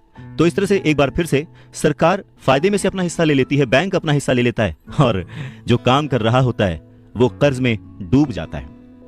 तो सीख यही है कि इन सारी चीजों में फंसने के बजाय अपने काम से काम रखिए। जो कर रहे हैं वो करते चलिए, कुछ भी छोड़िए नहीं, पर हाँ, थोड़ी एक्स्ट्रा मेहनत करके, थोड़ी एक्स्ट्रा समझदारी से, फाइनेंशियल लिटरेसी से पैसों को यूज करने का, पैसों को इन्वेस्ट करने का हुनर सीखिए। थोड़ा थोड़ा करके एसेट्स बनाते जाइए, पर हाँ, ऐसी चीजों को खरीदने से बचिए जिनकी कीमत एक बार घर लाने पर कम हो जाती है, क्योंकि ये चीजें कभी भी एसेट्स नहीं हो सकती। गरीबी से बचने का एक दूसरा तरीका यह है कि अपने खर्च कम कर लें, अपनी रिस्पॉन्सिबिलिटीज को और घटा लें और मेहनत ज्यादा करना शुरू कर दें, जिससे इनकम ज्यादा हो। अब बहुत सारे लोगों को इस बात में कंफ्यूजन हो सकती है कि सही जगह निवेश करने का क्या मतलब है, सही इन्वेस्टमेंट क्या है। तो रॉबर्ट टी कियोसाकी कहते हैं कि ऐसा काम करें जिसमें आपकी मौजूदगी की जरूरत ना हो। स्टॉक्स, बॉन्ड खरीदें, म्यूचुअल फंड खरीदें, आमदनी देने वाले रियल एस्टेट में खर्च करें, अपने आप को ग्रूम करने में पैसे खर्च करें, एजुकेशन में जैसे कि म्यूजिक, लिखना, पेटेंट, स्पोर्ट्स और ऐसी हर चीज जो कीमती है, जिसे खरीदने के बाद आपको पैसे मिलते हैं, ना कि आपको उसमें पैसे लगाने पड़ते हैं, उस हर चीज में आप इन्वेस्ट कर सकते हैं। सबसे जरूरी बात, आप जहां भी इन्वेस्ट करते हैं हमेशा ध्यान रखें कि उस इन्वेस्टमेंट से आपको प्यार हो। जैसे कि रॉबर्ट टी कियोसाकी को इमारतों से और जमीन से प्यार था, तो उन्होंने बहुत सारा इन्वेस्टमेंट रियल एस्टेट में किया। जब पैसे खर्च ही नहीं करने हैं तो फिर कमाएं क्यों, और ऐसी अमीरी का क्या फायदा? यह सवाल हम सभी के मन में आ सकता है। इस बात पर रॉबर्ट टी कियोसाकी कहते हैं कि यह सिर्फ सोच का अंतर है। जो अमीर आदमी होता है वो भी ये चीजें खरीदता है, वो विलासिता की चीजें खरीदता है, लेकिन सबसे बाद में पहले वो ये देखता है कि क्या करने से उसे फायदा हो सकता है और किस चीज की उसे सबसे ज्यादा जरूरत है। वहीं उल्टा जो मिडिल क्लास आदमी है या गरीब आदमी है, वो थोड़ा सा पैसा आने पर भी सबसे पहले वो अपने शौक पूरे करता है, घर, हीरे, ज्वेलरी, गाड़ियां, कुछ भी खरीद लेता है। अमीर आदमियों के पास भी ये सब होता है, पर फर्क सिर्फ इतना है कि वो उधार के दलदल में नहीं फंसते। वो लोग जिनके पास पीढ़ियों से पैसा है, जो लंबे समय से अमीर हैं, वो अपनी अर्निंग वाले कॉलम को सबसे पहले बनाते हैं, उसे सिक्योर करते हैं। उसके बाद उनके एसेट्स वाले कॉलम से जो आमदनी होती है, जो इनकम होती है, उससे वो अपनी लग्जूरियस लाइफ जीते हैं, एंजॉय करते हैं। गरीब और मिडिल क्लास आदमी अपनी खून पसीने की कमाई और बच्चों की विरासत की कीमत पर ये चीजें खरीदता है, लोन लेता है। सच्ची लग्जरी असली संपत्ति में निवेश करने और उसे विकसित करने का प्रोत्साहन देती है, उसे बढ़ावा देती है। रॉबर्ट टी कियोसाकी इस बात को एक एग्जाम्पल से समझाते हैं कि जब उनकी वाइफ और उनके पास उनके अपार्टमेंट से अतिरिक्त पैसा आने लगा, रेंट या कुछ भी, तब वो बाजार गए और उन्होंने अपने लिए एक महंगी गाड़ी खरीदी। इसमें जरा सी भी मेहनत नहीं लगी या जोखिम नहीं था, क्योंकि वो पैसा उन्होंने अपनी सेविंग से नहीं बल्कि अपार्टमेंट हाउस के इनकम से खरीदा था। पर इसके लिए उन्होंने 4 साल तक इंतजार किया, पेशेंस के साथ थोड़ा थोड़ा पैसा इकट्ठा करते रहे, और जब रियल एस्टेट पोर्टफोलियो बढ़ा तो आखिरकार वो उन्हें इतना पैसा दे गया कि एक महंगी कार खरीदी जा सके। ज्यादातर लोग अक्सर इच्छा जागने पर बिना सोचे समझे जाते हैं और कर्ज पर कार या कोई और चीज खरीद लाते हैं। हो सकता है कि वो अपनी जिंदगी से ऊब चुके हों या उन्हें सिर्फ एक नए खिलौने की जरूरत हो, पर कर्ज पर ऐसी चीज खरीदने से देर सवेर वो आदमी उस चीज से चिढ़ने लगता है, उसका इंटरेस्ट खत्म हो जाता है, उसमें मजा नहीं आता, क्योंकि उस चीज को खरीदने के लिए जो कर्ज लिया गया है वो उस आदमी के सर पर भार बन जाता है। अगर एक बार आप अपने बिजनेस को बनाने, उसमें इन्वेस्ट करने का समय निकाल लेते हैं तो फिर आप उसमें जादू की छड़ी भी घुमा सकते हैं, जो अमीरों का सबसे बड़ा राज है। और ये राज अमीरों को भीड़ से अलग रखता है, या यूं कहें कि भीड़ से आगे रखता है। जो अपने काम से काम रखते हैं, अपने काम में फोकस्ड रहते हैं, और ये उन्हीं को मिलता है जो अपने काम में पूरा मन लगाते हैं, अपने काम से काम रखते हैं, वो लोग अमीर बन जाते हैं। अगर मिल के चला जाए तो तूफानों को भी शिकस्त दी जा सकती है। रॉबर्ट टी कियोसाकी अपने बचपन का एक किस्सा सुनाते हैं। कहते हैं कि मुझे याद है, हमें स्कूल में रॉबिन हुड और उनके सुखी गिरोह की कहानी बताई गई थी।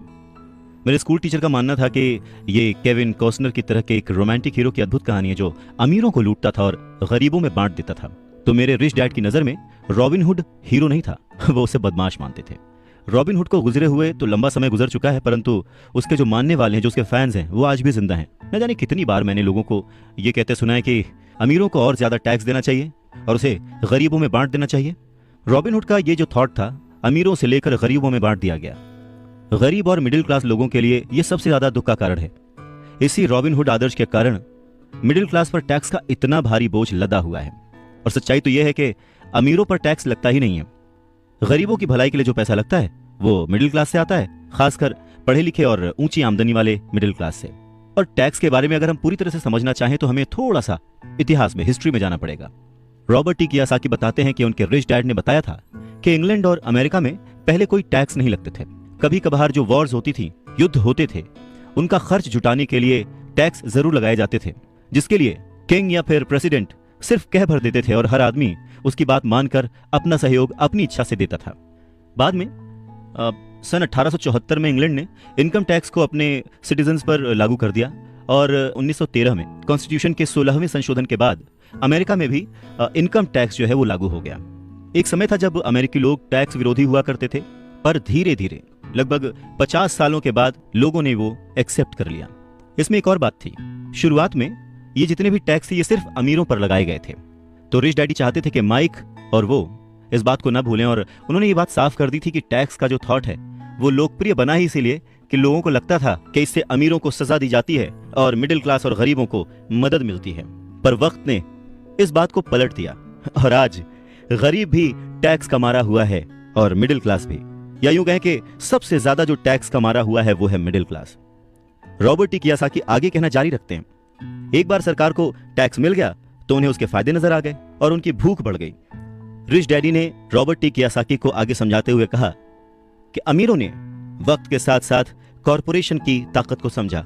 एकजुट होकर उन्होंने इस टैक्स को पलट दिया और सारा बोझ उन लोगों के ऊपर डाल दिया जिन लोगों ने कभी इसके सपोर्ट में वोट दिया था, यानी कि गरीब और मिडिल क्लास लोग। और इसके पीछे की सबसे वजह अमीरों का पैसा नहीं था, उनकी समझ थी, उनकी जानकारी थी, उनकी अवेयरनेस थी। उन्होंने अपने पैसे को बचाने के लिए संविधान को समझा, रूल्स को समझा और फिर उनमें कमियां निकाली और फिर किस तरह से उनसे बचा जाए ये सब देख परख के कॉरपोरेशन का सहारा लिया और वो उसमें सफल भी हुए। अमीरों और गरीबों के बीच ये लड़ाई सदियों से चलती आ रही है। अमीरों से वसूलों का जो नारा लगाने वाली भीड़ थी वो हमेशा अमीरों के खिलाफ रही, और ऐसी लड़ाइयां तब छिड़ती हैं जब किसी एक विशेष वर्ग को ध्यान में रखकर कानून बनते हैं, और ये लड़ाई कब खत्म होगी ये कहा नहीं जा सकता। समस्या यह है कि जो लोग हारते हैं उनमें समझ की कमी है, पर वो ये मानते नहीं।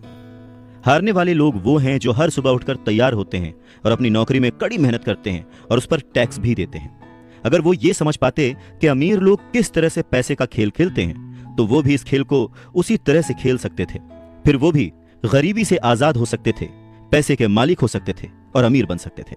रिच डैड कहते हैं कि इसीलिए मुझे बिल्कुल अच्छा नहीं लगता कि जब कोई अपने बच्चे को यह सलाह देता है कि खूब पढ़ो और नौकरी करो। जिस कर्मचारी में पैसे की समझ नहीं है वो बच नहीं सकता। समाज उसके पैसे को हड़प लेगा और उसे गरीबी की ओर ढकेल देगा। कहते हैं ना कि उस देने वाले ने तो कोई कमी ना की, अब किसको क्या मिला ये मुकद्दर की बात है। और ये जो मुकद्दर है ये हम अपनी सोच से, अपनी नॉलेज से, अपनी अवेयरनेस से बदल सकते हैं। अमीरी और गरीबी में सिर्फ सोच और समझ का ही फासला है। न हारना जरूरी है, न जीतना जरूरी है। अरे ये जीवन का खेल है, इसे खेलना जरूरी है। रॉबर्ट टी कियोसाकी कहते हैं कि पैसे कमाना भी एक खेल ही है। अगर आप इसे एक खेल की तरह एंजॉय करेंगे तो आप और ज्यादा रिच होते जाएंगे। हर हफ्ते वो निवेश करते हैं और कभी हारते हैं, कभी जीतते हैं। जब जीतते हैं तो उस निवेश को अगले हफ्ते के लिए सेव कर लेते हैं, और जब हारते हैं तो खुद से जीतने वाले की आंख में आंख डालकर कहते हैं, ठीक है, अगले सैटरडे फिर मिलते हैं। रॉबर्ट टी कियोसाकी की बात से यह समझ में आता है कि पैसा कमाना भी एक खेल जैसा ही है। अगर आप उसे एंजॉय करते हैं, उसके पीछे नहीं भागते हैं, तो आप धीरे धीरे ही सही पर ग्रो करेंगे और जल्द ही अमीर बन जाएंगे। इंसान गलतियां करता है और उन गलतियों से सीखता है। अमीर बनना भी कुछ वैसा ही है। कभी आप गलती करते हैं और हार जाते हैं, कभी आप उस गलती को सुधारते हैं और जीत जाते हैं। ऐसे बचपन से जवानी तक जब भी हम स्कूल में पढ़ते हैं या हमारे आसपास भी, बच्चों को गलतियां करना अलाउड नहीं होता। उन्हें कहा तो जरूर जाता है कि आप गलती कर सकते हैं, पर जैसे ही बच्चा गलती करता है उसे टोक दिया जाता है, उसे रोक दिया जाता है, उसे डांटा जाता है, और धीरे धीरे हमारे मन में ये धारणा बन जाती है कि गलती करना इज नॉट अलाउड। पर अगर देखा जाए, हम इंसान गलती करके ही सीखते हैं। हमने आज तक जो कुछ भी अचीव किया है, अपनी गलतियों से अचीव किया है। इसी बात को आगे बढ़ाते हुए रॉबर्ट टी कियोसाकी कहते हैं कि इन्वेस्टर्स दो तरह के होते हैं। पहले वो जो नॉर्मल इन्वेस्टर्स होते हैं, जो एक पैकेज में निवेश करते हैं, रिटेल आउटलेट में फोन करते हैं, जैसे एक रियल एस्टेट कंपनी या स्टॉक ब्रोकर या फाइनेंशियल प्लानर को, और फिर वो कुछ छोटा छोटा खरीद लेते हैं। ये एक म्यूचुअल फंड, स्टॉक या बॉन्ड हो सकता है। ये निवेश का एक अच्छा और साफ सुथरा तरीका है और आसान भी है। ये उसी तरह की खरीदारी हो गई जैसे कि कोई कस्टमर कंप्यूटर स्टोर में जाकर शेल्फ पर रखे कंप्यूटर को खरीद ले। वहीं दूसरी तरह के जो इन्वेस्टर्स होते हैं, वो अपने इन्वेस्टमेंट को बनाते हैं। वो किसी दूसरे से नहीं खरीदते, वो अपना इन्वेस्टमेंट खुद बनाते हैं।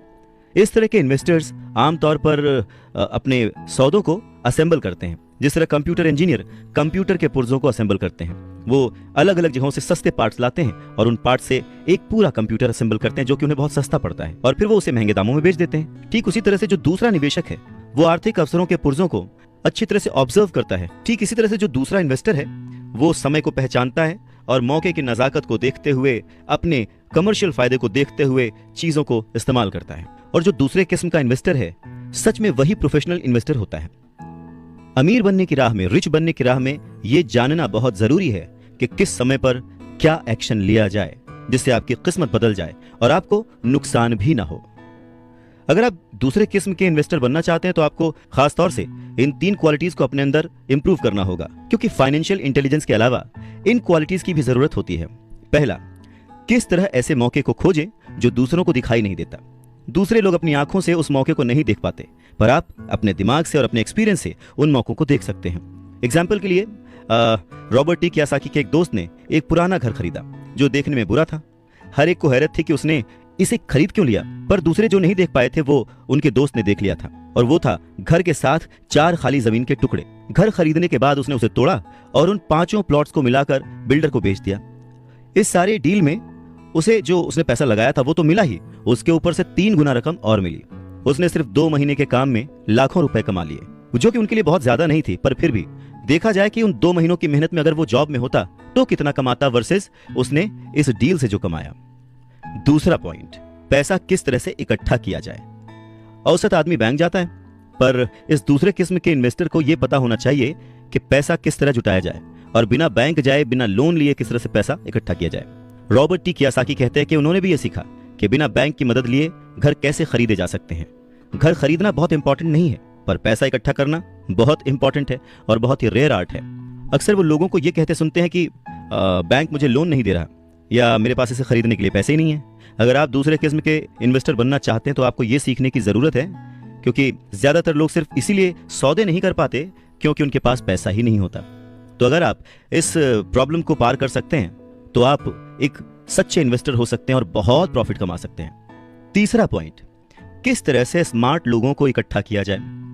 ऐसे लोग बहुत समझदार होते हैं जो या तो अपने से ज्यादा समझदार लोगों के साथ काम करते हैं या फिर उन्हें अपने साथ काम पर रख लेते हैं। जब भी आपको सलाह की जरूरत होगी ना, तो यही समझदार लोग आपके सलाहकार का काम करेंगे। तो सीखने के लिए बहुत कुछ है, पर हाँ, अगर आपने मन लगाकर सीखा तो आपको उसके फायदे भी बहुत मिलेंगे। पर हाँ, अगर आपके अंदर इतनी इच्छा नहीं है, आप इतना टाइम नहीं दे सकते, आप उतने अमीर नहीं बनना चाहते, तो फिर आपको पहले किस्म का ही इन्वेस्टर बने रहना चाहिए। आप तो जानते हैं वही आपकी सबसे बड़ी पूंजी है। आप जो नहीं जानते वही आपका सबसे बड़ा जोखिम है। जोखिम तो हमेशा रहता है, इसीलिए इससे बचने के बजाय इसे मैनेज करना सीखें, तभी आप तरक्की कर पाएंगे और अमीर बन पाएंगे। जब जिंदगी आपको नींबू थमाए तो जल्दी से शरबत बना लो और पी लो। अवसर पहचानना किसी भी इन्वेस्टर की सबसे बड़ी क्वालिटी होती है। फाइनेंशियल बुद्धि का मतलब है ज्यादा विकल्प होना। अगर अवसर आपके सामने आ ही नहीं रहे हैं तो फिर आप अपनी गरीबी को सुधारने के लिए और क्या कर सकते हैं।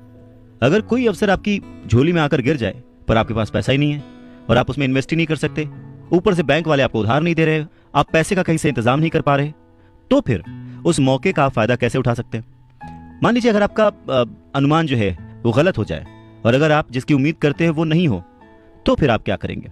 कैसे एक छोटी सी चीज को लाखों में बेचेंगे?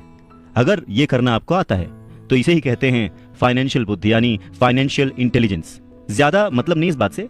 एग्जाम्पल लेते हैं कि एक नींबू है और उसको लाखों में बेचना है, तो लाखों में बदलने के लिए कितने अलग अलग तरह से आप उसको यूज कर सकते हैं। इसका मतलब है कि आप अपनी पैसे की समस्याओं को सुलझाने में कितने क्रिएटिव हैं। ज्यादातर लोग केवल एक समाधान जानते हैं, नींबू निचोड़ो और शरबत बना के पी लो, यानी कि कड़ी मेहनत करो, बचत करो और उधार लो। तो आपको अपनी फाइनेंशियल बुद्धि क्यों बढ़ानी चाहिए? रॉबर्ट टी कियोसाकी कहते हैं, क्योंकि आप उस तरह के इंसान होना चाहते हैं जो अपनी किस्मत खुद लिखता हो। आप जो हो रहा है उसे होने देते हैं और उसे बेहतर में बदलने की ताकत रखते हैं।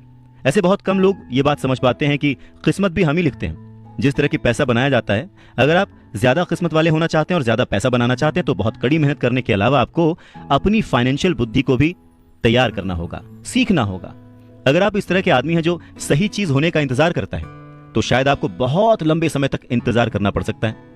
ये तो बस उसी तरह की बात हो गई कि आप गैरेज से गाड़ी निकालने के पहले ये डिसाइड करना चाहते हैं कि भाई अगले 5 मील तक सभी स्ट्रीट लाइट्स ठीक रहेंगी, बर्फ नहीं गिरेगी, एक्सीडेंट नहीं होगा, वगैरह वगैरह।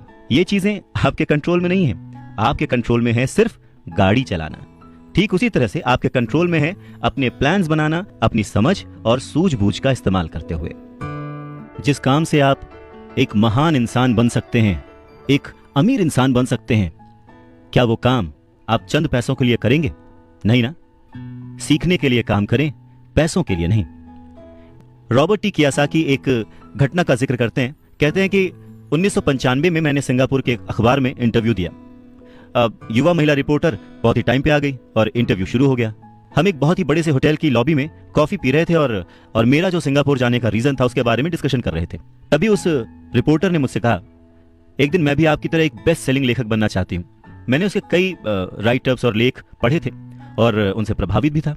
वो बहुत अच्छा लिखती थी, बहुत ही साफ। तो मैंने उसे कहा, बिल्कुल आप कर सकती हैं, क्योंकि आप जो लिखती हैं वो बहुत ही बढ़िया है। वैसे कौन सी चीज है जो आपको आपके सपनों को पाने से रोक रही है? उसने कहा कि मेरा काम जो है वो कभी कहीं जाता है, कभी कहीं जाता है। हर आदमी कहता है कि मेरे उपन्यास बहुत बढ़िया हैं, पर एक्चुअली होता कुछ नहीं है, इसलिए मैं अखबार में काम कर रही हूँ। कम से कम इससे मेरा खर्च तो चल ही जाता है। अब आपके पास कोई सुझाव है क्या इस बारे में? मैंने कहा, हाँ बिल्कुल है। सिंगापुर में मेरा एक दोस्त है, वो एक स्कूल चलाता है जहां लोगों को बाइंग सेलिंग रिलेटेड ट्रेनिंग दी जाती है। वो सिंगापुर में कई बहुत ही बड़े बड़े कॉर्पोरेशंस के लिए सेल्स ट्रेनिंग कोर्स चलाता है और मैं समझता हूं कि उसके कोर्स में शामिल होने से आपका करियर बहुत ज्यादा आगे चला जाएगा। ये बात सुनने के बाद वो थोड़ा सा रूखी हो गई। वो कहने लगी कि मतलब आप ये कहना चाहते हैं कि मुझे ये सब सीखने के लिए स्कूल जाना पड़ेगा? तो मैंने हाँ कह के सिर हिलाया और फिर उसे इस बात पर विश्वास ही नहीं हुआ कि मैं सचमुच उसे स्कूल जाने के लिए कह रहा हूं। मैंने उसे कहा कि इसमें गलती क्या है, पर तब मुझे रियलाइज हुआ कि मुझे अपने शब्द वापस ले लेने चाहिए। उसे मेरी किसी बात का बुरा लग गया था शायद, और अब मैं सोच रहा था कि कितना अच्छा होता अगर मैंने उसे कुछ भी सुझाव नहीं दिया होता। उसकी मदद करने की कोशिश में मैंने वो सुझाव दिया था और अब मुझे खुद ही बुरा लग रहा था। उसने कहा कि मेरे पास इंग्लिश लिटरेचर में मास्टर्स डिग्री है, मैं सेल्समैन बनना सीखने के लिए स्कूल क्यों जाऊं? मैं एक प्रोफेशन में प्रशिक्षित होने के लिए स्कूल गई थी ताकि मुझे सेल्समैन ना बनना पड़े। अब वो अपना ब्रीफकेस ताकत से बंद कर रही थी और इंटरव्यू खत्म हो चुका था और उसकी बॉडी लैंग्वेज से पता लग रहा था कि वो नाराज थी। वहीं कॉफी टेबल पर मेरी एक बेस्ट सेलिंग बुक रखी हुई थी। मैंने उसे उठाया और उस लेडी के द्वारा लिखे गए नोट्स को भी अपने दूसरे हाथ में रखा। मैंने उसे कहा कि क्या आप इसे देख सकती हैं? मैंने उसके नोट्स की तरफ इशारा किया। उसने अपने नोट्स पर नजर डाली। क्या? उसने उलझन में कहा। एक बार फिर मैंने उसके नोट्स की तरफ जानबूझकर इशारा किया। एक बार फिर मैंने उसके नोट्स की तरफ जानबूझकर इशारा किया, जिस पर उसने लिखा था रॉबर्ट कियोसाकी, बेस्ट सेलिंग लेखक। यहां पर बेस्ट सेलिंग राइटर लिखा हुआ है, ना कि बेस्ट राइटिंग राइटर। तब उसे मेरी बात समझ में आई। लहरों से डर करके नौका पार नहीं होती, कोशिश करने वालों की हार नहीं होती। रॉबर्ट टी कियोसाकी कहते हैं कि जब आप रिच बनने की सोचते हैं, रिच बनने की ठानते हैं, अमीर बनने की कोशिश करते हैं, तो बहुत सारी बाधाओं को पार करना पड़ता है। तो उनके अनुसार अमीरी की राह में ऐसी 5 बाधाएं हैं जो लोगों को रोकती हैं आगे बढ़ने से। सो पहला कारण है डर, पैसा खोने के डर से पार पाना। रॉबर्ट टी कियोसाकी कहते हैं कि वो अपनी जिंदगी में ऐसे न जाने कितने अमीर लोगों से मिले हैं जिन्हें पैसे का नुकसान हुआ है, पर वो फिर भी अमीर हैं। पर ऐसे एक भी गरीब इंसान से नहीं मिले हैं जिसने अपनी एक दमड़ी भी खोई है अमीर बनने की राह में, इन्वेस्टमेंट की राह में। पैसा खो जाने का डर बहुत ही नेचुरल है, बहुत ही स्वाभाविक है। ये हर इंसान को होता है, अमीरों को भी होता है, गरीबों को भी होता है। पर प्रॉब्लम डर नहीं है, प्रॉब्लम है कि आप इस डर का सामना किस तरह से करते हैं। पैसा खोने के बाद की स्थिति से, उसकी सिचुएशन से किस तरह से बाहर आते हैं, आप अपनी असफलताओं को किस तरह से ट्रीट करते हैं, ये आपकी लाइफ में बहुत इंपॉर्टेंट है। ये आपकी लाइफ में केवल पैसे के बारे में नहीं है, बल्कि हर चीज के बारे में है। एक अमीर आदमी और एक गरीब आदमी के बीच का जो अंतर होता है वो बस यही होता है कि अमीर आदमी अपने डर से किस तरह से जीतता है और गरीब आदमी अपने डर से किस तरह से हार जाता है। लोगों के पैसा खोने का डर ठीक वैसा ही है जैसे कि मोटरसाइकिल से गिरने पर चोट लगने का डर। उस चोट लगने के डर से ज्यादा एक्साइटमेंट आपको उस बाइक को चलाने का होता है, और उसी एक्साइटमेंट में, उसी खुशी में आप बाइक चलाना सीख लेते हैं। ठीक वैसे ही पैसे के खोने के डर से ज्यादा उसे अर्न करने की खुशी अगर आपको हो, तो आप धीरे धीरे प्लान वे में एसेट्स पर ध्यान देंगे, उन्हें खरीदेंगे और एक वक्त पर अमीर बन जाएंगे। मैं अकेला ही चला था जानिबे मंजिल, मगर लोग यूं जुड़ते गए और कारवां बनता गया। रॉबर्ट टी कियोसाकी कहते हैं कि पैसा मेरे लिए काम करे और मैं पैसे के लिए काम ना करूं। मेरा ये पहला सबक दरअसल ताकत के बारे में है। अगर आप पैसे के लिए काम करते हैं तो आप ताकत को अपने बॉस के हाथ में दे देते हैं, या आप जिसके लिए काम कर रहे होते हैं आप अपनी आज़ादी उसके हाथ में दे देते हैं।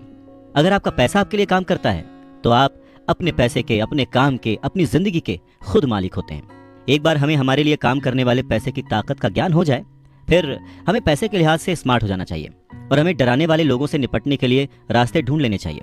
पर ऐसा करने के लिए आपको कानून की समझ होनी चाहिए, अपने आसपास की समझ होनी चाहिए, मार्केट में क्या चल रहा है इस बात की समझ होनी चाहिए, और सिस्टम कैसे काम करता है इसकी भी समझ होनी चाहिए। अगर आप अवेयर नहीं हैं, मतलब नॉलेजेबल नहीं हैं, ज्ञानी हैं, आप केयरलेस हैं, अपनी चीज़ों को समझना नहीं चाहते, तो आपको बड़ी आसानी से डराया और हराया जा सकता है। अगर आप जानते हैं कि आप क्या बात कर रहे हैं और मुसीबत कैसी है और उसे कैसे सॉल्व किया जाए, तो आपको आसानी से डराया नहीं जा सकता। रॉबर्ट कियोसाकी के रिच डैडी हमेशा उन्हें ये कहा करते थे कि स्मार्ट बनो, ताकि तुम्हें कोई भी कहीं से भी आके धक्का ना दे जाए। और उन्होंने अपनी जिंदगी में बस इसी उसूल को अपनाया था। वो कानून जानते थे क्योंकि वो कानून का आदर करते थे। वो कानून जानते थे क्योंकि कानून न जानना बहुत महंगा साबित हो सकता था। अगर आप जानते हैं कि आप सही हैं तो आप किसी से भी उलझने से नहीं डरेंगे, आप किसी के भी सामने अपनी बात रखने से नहीं डरेंगे, चाहे आपका मुकाबला विश्व के सबसे ताकतवर आदमी से ही क्यों ना हो। तो रॉबर्ट टी कियोसाकी के जो पुअर डैड थे वो हमेशा उन्हें मोटिवेट करते थे कि वो कुछ भी करके एक अच्छी सी नौकरी कर लें, कॉर्पोरेशन में किसी ऊंचे पद पर चले जाएं। और यही बात जब रॉबर्ट टी कियोसाकी ने अपने रिच डैड से शेयर की तो वो हंसे और उन्होंने कहा कि उस कॉर्पोरेट लैडर पर चढ़ने की बजाय क्यों ना उसका मालिक ही बन जाया जाए। बचपन में रॉबर्ट टी कियोसाकी को यह समझ नहीं आया था कि कॉर्पोरेशन के मालिक होने से रिच डैड का क्या मतलब था। पर मुद्दे की बात यह है कि अगर रॉबर्ट टी कियोसाकी के रिच डैड नहीं होते तो वो अपने पुअर डैड की बात मानकर किसी जगह नौकरी कर रहे होते। उनके रिच डैड ने बार बार याद दिलाया कि भीड़ के साथ चलने की जरूरत नहीं है, अपनी सोच रखो, अपनी समझ रखो और फिर अपनी जिंदगी की दिशा खुद तय करो। रॉबर्ट टी कियोसाकी अपनी कहानी कहते हैं कि जब तक मैं 25 साल का हुआ तब तक मेरे रिच डैड की सलाह मुझे समझ नहीं आती थी। उन्होंने कुछ दिन पहले ही मरीन कॉर्प्स छोड़ी थी और जेरोक्स कंपनी के लिए काम कर रहे थे। वहां उन्हें बहुत पैसा मिल रहा था, पर बार बार अपनी तनख्वाह को चेक करते थे और हमेशा निराश होते थे। टैक्स इतना ज्यादा कटता था कि उन्हें और ज्यादा काम करना पड़ता था अपनी जरूरतों को पूरा करने के लिए। धीरे धीरे वो सफल होने लगे, सक्सेसफुल होने लगे, तो उनके जो बॉसेस थे उन्होंने उनको प्रमोशन दी और सैलरी बढ़ा दी। उन्हें ये बात सुनकर बहुत अच्छा लगा और जैसे ही उन्होंने अपनी ये बात अपने रिच डैड से शेयर की तो उन्होंने कहा, अच्छा तो तुम्हारे बॉस अमीर बन रहे हैं, तुम्हारी कंपनी अमीर बन रही है, तुम किसके लिए काम कर रहे हो, तुम किसे अमीर बना रहे हो। तो बस 1974 में जेरोक्स के कर्मचारी के रूप में ही उन्होंने अपना पहला कॉर्पोरेशन बनाया और अपने काम से काम रखना शुरू कर दिया। पहले से ही उन्होंने संपत्ति वाले कॉलम में कुछ चीजें लिख रखी थी और खरीद रखी थी, पर अब उन्होंने ये ठान लिया था कि उन्हें और ज्यादा बढ़ाना है, उन्हें अपने एसेट्स और बढ़ाने हैं और अपनी लायबिलिटीज को और कम करना है। जैसे जैसे वक्त बीतता गया, जैसे जैसे रॉबर्ट टी कियोसाकी पैसे को समझते गए, इसके गणित को समझते गए, इसके व्यवहार को समझते गए, उन्हें अपने रिच डैडी की सलाह समझ में आने लगी। एक बार उन्होंने अपने काम से काम रखने की ठान ली और अपनी संपत्तियां, अपने एसेट्स बढ़ाने शुरू कर दिए और एक बेहतरीन कर्मचारी बन गए। उनके पास अब एक लक्ष्य था। वो सुबह जल्दी जाते थे, मेहनत से काम करते थे, ज्यादा से ज्यादा पैसे कमाते थे और अपने रियल एस्टेट में इन्वेस्ट करते थे।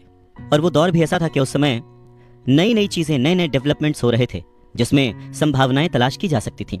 तो उन्होंने जेरोक्स मशीनें बेची।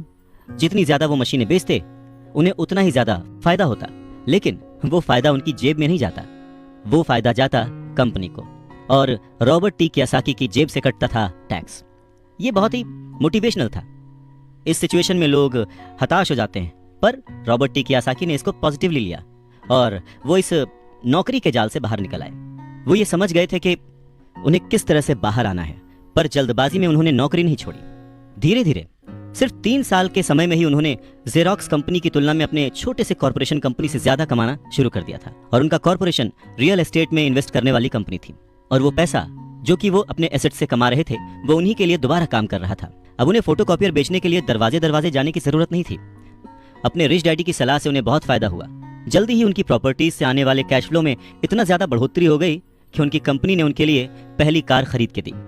उनकी पुरानी कंपनी जेरोक्स के लोगों को लगा कि वो अपना कमीशन बेच रहे हैं, परंतु ऐसा था नहीं। उन्होंने अपने कमीशन को अपने एसेट्स में कन्वर्ट कर रखा था। रॉबर्ट टी कियोसाकी कहते हैं कि उनका एक एक रुपया उनके एक एक एम्प्लॉय जैसा उनके लिए काम कर रहा था। क्यों? क्योंकि उन्होंने सही जगह पर इन्वेस्ट किया था। अपने रिच डैड से सीखे गए सबक के कारण वो इस चूहा दौड़ के मिथक से बाहर आ गए थे और कम उम्र में ही एक एम्प्लॉयर बन गए थे। स्कूल्स में पढ़ाया जाता है कैसे एम्प्लॉय बने, पर अपने रिच डैड की बात मानकर वो एक एम्प्लॉयर बने। और ये सब पॉसिबल हुआ पैसे को सही जगह पर इन्वेस्ट करने की समझ से, पैसे को मैनेज करने की समझ से, फाइनेंशियल लिटरेसी से।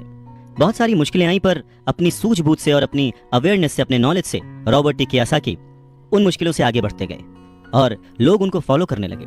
वो जब भी फाइनेंशियल सेमिनार्स में दूसरों को सिखाने को जाते, उनको अपनी बात बताते, तो वो हमेशा कहते कि फाइनेंशियल आईक्यू स्पेशलाइजेशन के 4 बड़े फील्ड से आने वाले ज्ञान का मिक्सचर है, नॉलेज का मिक्सचर है। सो वो 4 फील्ड्स कौन कौन सी हैं? पहला है अकाउंटिंग। रॉबर्ट टी कियोसाकी कहते हैं कि जिसे मैं फाइनेंशियल साक्षरता कहता हूँ, एम्पायर खड़ा करना चाहते हैं, साम्राज्य बनाना चाहते हैं, तो ये सबसे इंपॉर्टेंट है। आप जितने ज्यादा पैसे के लिए जिम्मेदार होंगे, उतना ही ज्यादा आपको बारीकी से नॉलेज होने की जरूरत है, नहीं तो आपका जो साम्राज्य है, आपका जो एम्पायर है, वो ताज के पत्तों की तरह ढह जाएगा। इस योग्यता, इस क्वालिटी की वजह से आप किसी भी बिजनेस की जो कमजोरियां हैं, वीक पॉइंट्स हैं, और उसकी जो प्लस पॉइंट्स हैं, उन्हें पहचान सकते हैं। दूसरा फील्ड है जो इंपॉर्टेंट है, वो है इन्वेस्टमेंट, जिसे वो पैसे से पैसे बनाने का विज्ञान कहते हैं। इसमें तकनीकें, रणनीतियां, स्ट्रैटेजीज, फॉर्मूले, इन सब की जरूरत होती है। तीसरा है बाजार की समझ, मार्केट की समझ, डिमांड एंड सप्लाई का साइंस। बाजार के तकनीकी पहलुओं को जानने की जरूरत है जो कि भावनाओं द्वारा संचालित होते हैं। जी हाँ, मैक्सिमम जनता इमोशनल होकर चीजें करती है और उसका फायदा उन लोगों को होता है जो कि दिमाग से सोचते हैं, खास करके पैसे के बारे में। चाहे वो गाड़ी खरीदना हो, घर खरीदना हो, या कोई भी सुख सुविधाएं हो, ये सारी चीजें इमोशन से होती हैं और फायदा हमेशा दूसरे व्यक्ति को होता है जो इन्हें बेच रहा होता है। और चौथी फील्ड है कानून, लॉ। उदाहरण के तौर पर अकाउंटिंग, इन्वेस्टमेंट और बाजारों की तकनीकी दक्षताओं के सहारे कॉर्पोरेशन की जो क्षमता थी वो बहुत बढ़ गई थी। कोई भी आदमी जिसे कॉर्पोरेशन के द्वारा दिए जाने वाले टैक्स के फायदों और सुरक्षा का ज्ञान हो, वो बहुत तेजी से तरक्की कर सकता है और अमीर बन सकता है। पर वैसा करना जो कि किसी नौकरीशुदा कर्मचारी के लिए पॉसिबल नहीं है। उन दोनों में उतना ही डिफरेंस होगा जितना कि एक पैदल चलने वाले इंसान में और एक उड़कर जाने वाले में होता है। ये अंतर बहुत ज्यादा है। तो कुल मिलाकर यह कहा जा सकता है कि अपने रिच डैड की गाइडेंस को फॉलो करते हुए रॉबर्ट टी कियोसाकी एक सक्सेसफुल इंसान बने, जिन्हें दुनिया फॉलो करती है और जिनकी लिखी बातें पढ़कर और जिनकी बातें सुनकर लोग आज भी मोटिवेट होते हैं।